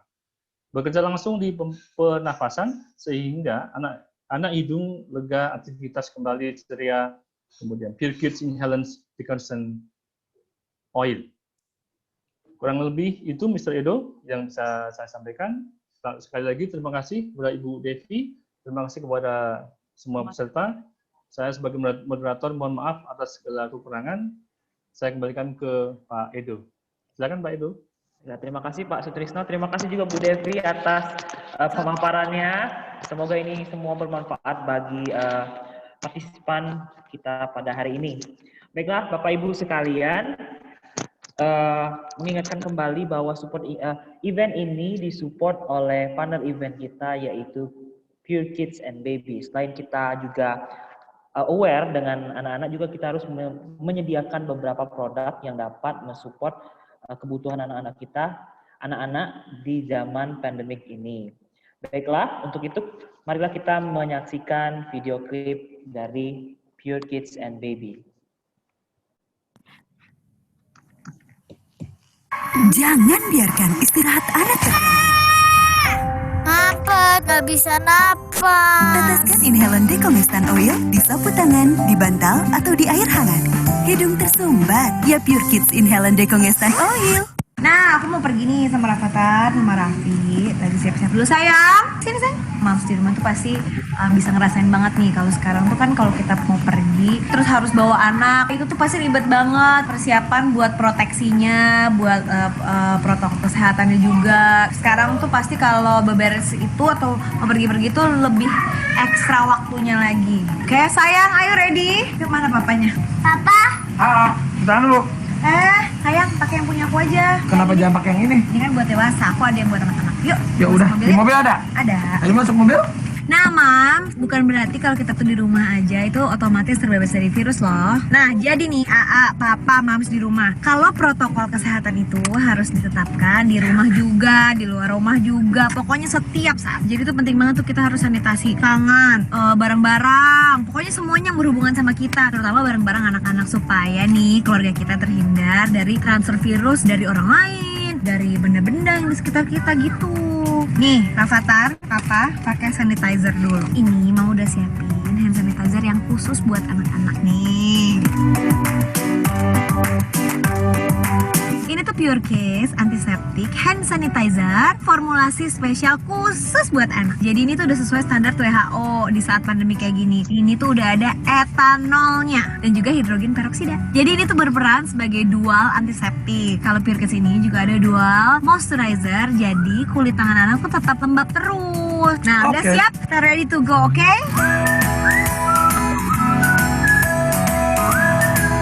Nah, udah sampai di rumah nih. Sebelum masuk aku mau sanitasi dulu lagi nih. Ini ada wipe sanitizer. Jadi sebelum kita bersentuhan sama barang-barang terutama anak-anak, kita sanitasi dulu pakai ini nih, Pure Kids wipe sanitizer. Supaya kuman dan virusnya pergi nih. Oke, sekarang boleh pegang. Boleh pegang. Iya. Di sini sih. Sebelum ngapa-ngapain, pakai hand sanitizer dulu dong. Komen mah, Aa udah pakai berkali-kali. Tangan Aa tetap lembut mah. Coba wanginya apa? Strawberry. Alamannya juga Aa suka, gak keket. Nah, jadi buat anak kita pakai yang pasti-pasti aja nih, Mam. Pure Kids Sanitizer itu diproduksi di perusahaan farmasi. Jadi standar produksinya lebih terjamin. Kalau kita baca nih produsennya itu perusahaan farmasi dan khusus anak. Jadi kalau aku pribadi ngerasanya lebih aman. Yang pasti ya pasti Pure Kids Hand Sanitizer dan Wipe Sanitizer. Pure Kids perlindungan spesial untuk anak. Kasih mah. Baiklah Bapak dan Ibu sekalian, untuk meningkatkan kualitas webinar ke depannya, kami membutuhkan bantuan Bapak dan Ibu sekalian untuk mengisi survei acara kita pada hari ini. Saya telah mengirimkan link survei di kolom chat akun Zoom Bapak Ibu masing-masing. Bapak dan Ibu dapat membuka link tersebut dan mengisi survei yang telah disediakan.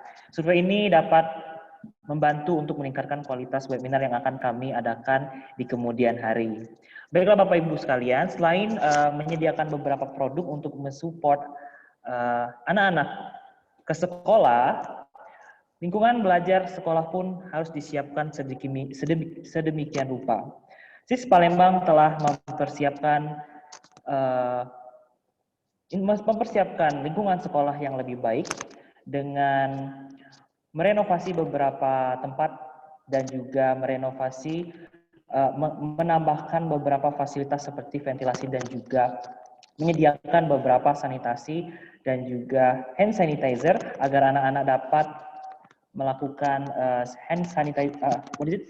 melakukan pencucian tangan dan juga sanitasi mandiri. Baiklah Bapak dan Ibu sekalian, mari kita lihat cuplikan video dari SIS Palembang yang telah mempersiapkan protokol kesehatan. Halo semua, peserta didik dan orang tua murid SIS Palembang. Selamat datang kembali di SIS Palembang. Kami berharap kita semua dalam keadaan sehat dan tetap disiplin menerapkan pola hidup sehat. Setelah lebih dari 10 bulan kita menerapkan pembelajaran jarak jauh akibat tingginya angka penderita COVID-19 di Palembang, kini saatnya kita bersiap kembali ke sekolah. Menjawab mandat dari pemerintah dan juga perubahan zona kota Palembang menjadi oranye, SIS Palembang bersiap menyambut peserta didik kembali ke sekolah. Merupakan komitmen kami untuk terus memberikan pendidikan terbaik bagi semua peserta didik dengan tetap mengutamakan keselamatan dan kesehatan bagi semua. Untuk itu, kami telah menyiapkan protokol pembukaan kembali sekolah dengan menerapkan protokol COVID secara ketat. Namun demikian, tentu saja hal ini akan sangat menantang. Disinilah kami membutuhkan peran serta aktif semua pemangku kepentingan sekolah, peserta didik, guru, staf dan karyawan, serta orang tua murid. Inilah caranya. Selalu memakai 2 lapis masker. Mengapa harus memakai masker? Sebab penggunaan masker dapat menghambat terjadinya penularan virus corona melalui droplet dari orang yang terinfeksi. Jika bisa ditambahkan dengan face shield, akan lebih baik lagi. Selalu menggunakan masker saat ini menjadi keharusan bagi setiap orang yang akan datang ke sekolah, baik di dalam maupun di luar kelas. Kami sangat senang menantikan pembukaan sekolah kembali. Namun perlu diingat, kita harus selalu waspada terhadap penyebaran virus corona yang banyak terjadi karena ada kontak erat antara kita. Sangat sederhana, misalnya melalui orang yang berbicara yang ternyata bisa menyebabkan kita ataupun orang di sekitar kita mengalami masalah serius jika kita tidak menjaga jarak. Droplet yang mengandung virus dapat berpindah melalui batuk, bersin, berbicara, atau menyanyi.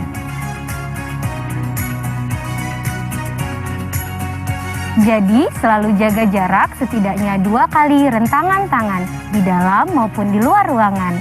Menjaga jarak tidak berarti kalian tidak perlu menggunakan masker. Tetap menggunakan masker untuk menutup hidung dan mulut. Duduklah dengan jarak yang sudah diatur dan sebaiknya tidak saling meminjam alat tulis. Mencuci tangan. Ini tidak sulit. Hanya menggunakan sabun dan air mengalir setidaknya 20 detik. Terutama setelah kita menyentuh permukaan yang sering disentuh oleh orang lain. Mencuci tangan adalah cara terbaik mencegah penyebaran virus corona. Namun, jika tidak memungkinkan untuk mencuci tangan, gunakan hand sanitizer.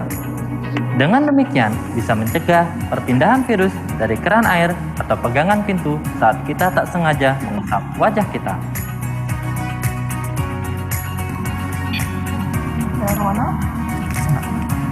Kami juga ingin memperkenalkan fitur penting dan juga terbaru dari sekolah, yaitu SIS Palembang Health Declaration Form. Jadi setiap pengunjung yang memasuki gedung sekolah diwajibkan untuk melakukan pengisian data dan juga pengecekan suhu tubuh. Hal ini wajib dilakukan setiap hari. Caranya pun mudah, kita dapat memindai QR Code yang berada di meja resepsionis.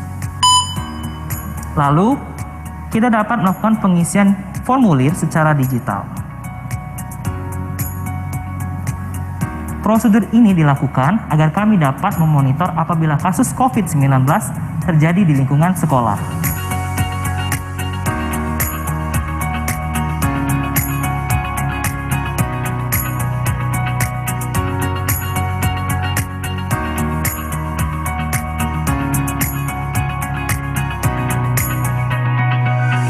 Mohon diingat, setiap orang wajib melaksanakan perannya di sekolah. Pastikan kita selalu melengkapi SIS Palembang Declaration Form sebelum masuk ke sekolah. Jika kita merasa kurang sehat atau merasakan gejala sakit, sebaiknya tetap di rumah dan memeriksakan diri ke pelayanan kesehatan terdekat. Sekolah akan segera kita buka kembali dan kami sangat senang menyambut peserta didik yang akan kembali bersekolah. Namun, pembukaan sekolah ini hanya akan berhasil jika kita semua berkomitmen untuk menjaga kesehatan diri sendiri dan juga kesehatan orang lain. Selamat datang kembali para peserta didik SIS Palembang. Tetap sehat, tetap semangat.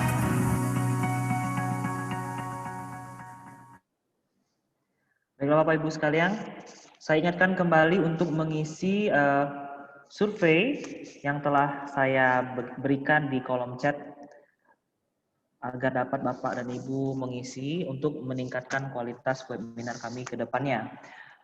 Baiklah Bapak Ibu sekalian, webinar kali ini diadakan sebagai pengganti acara Family Day yang biasa kita lakukan bersama dan juga biasa dilakukan bersama orang tua dan juga pihak sekolah. Namun akibat dari pandemi COVID-19, acara tersebut kami ganti dengan serial webinars yang kita saksikan sekarang. Baiklah, berikut adalah cuplikan flashback dari event Family Day sebelum COVID-19. Kepada Pak Diatri, mohon. I need to just get up and take a deep breath.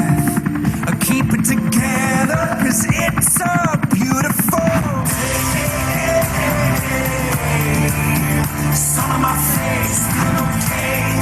Don't let it get away. It's a beautiful day. Feel so proud, scream out loud.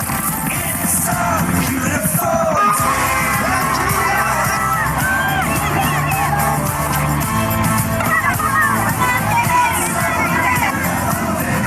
Sun on my face, feeling okay.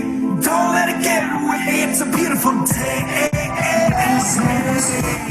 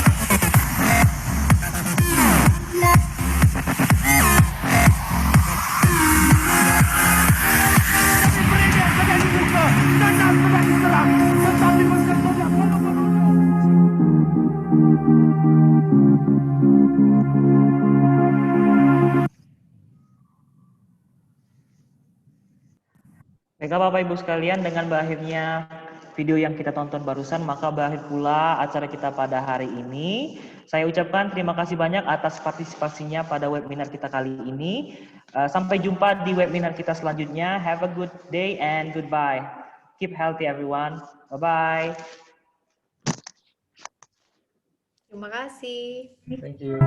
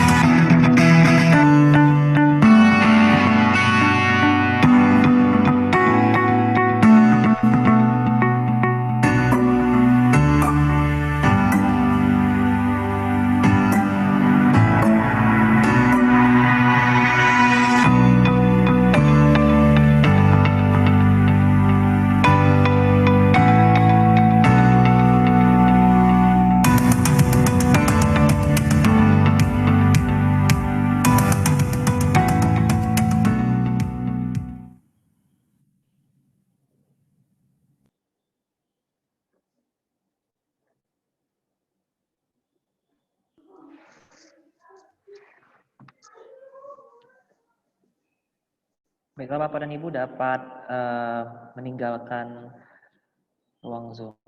Terima kasih.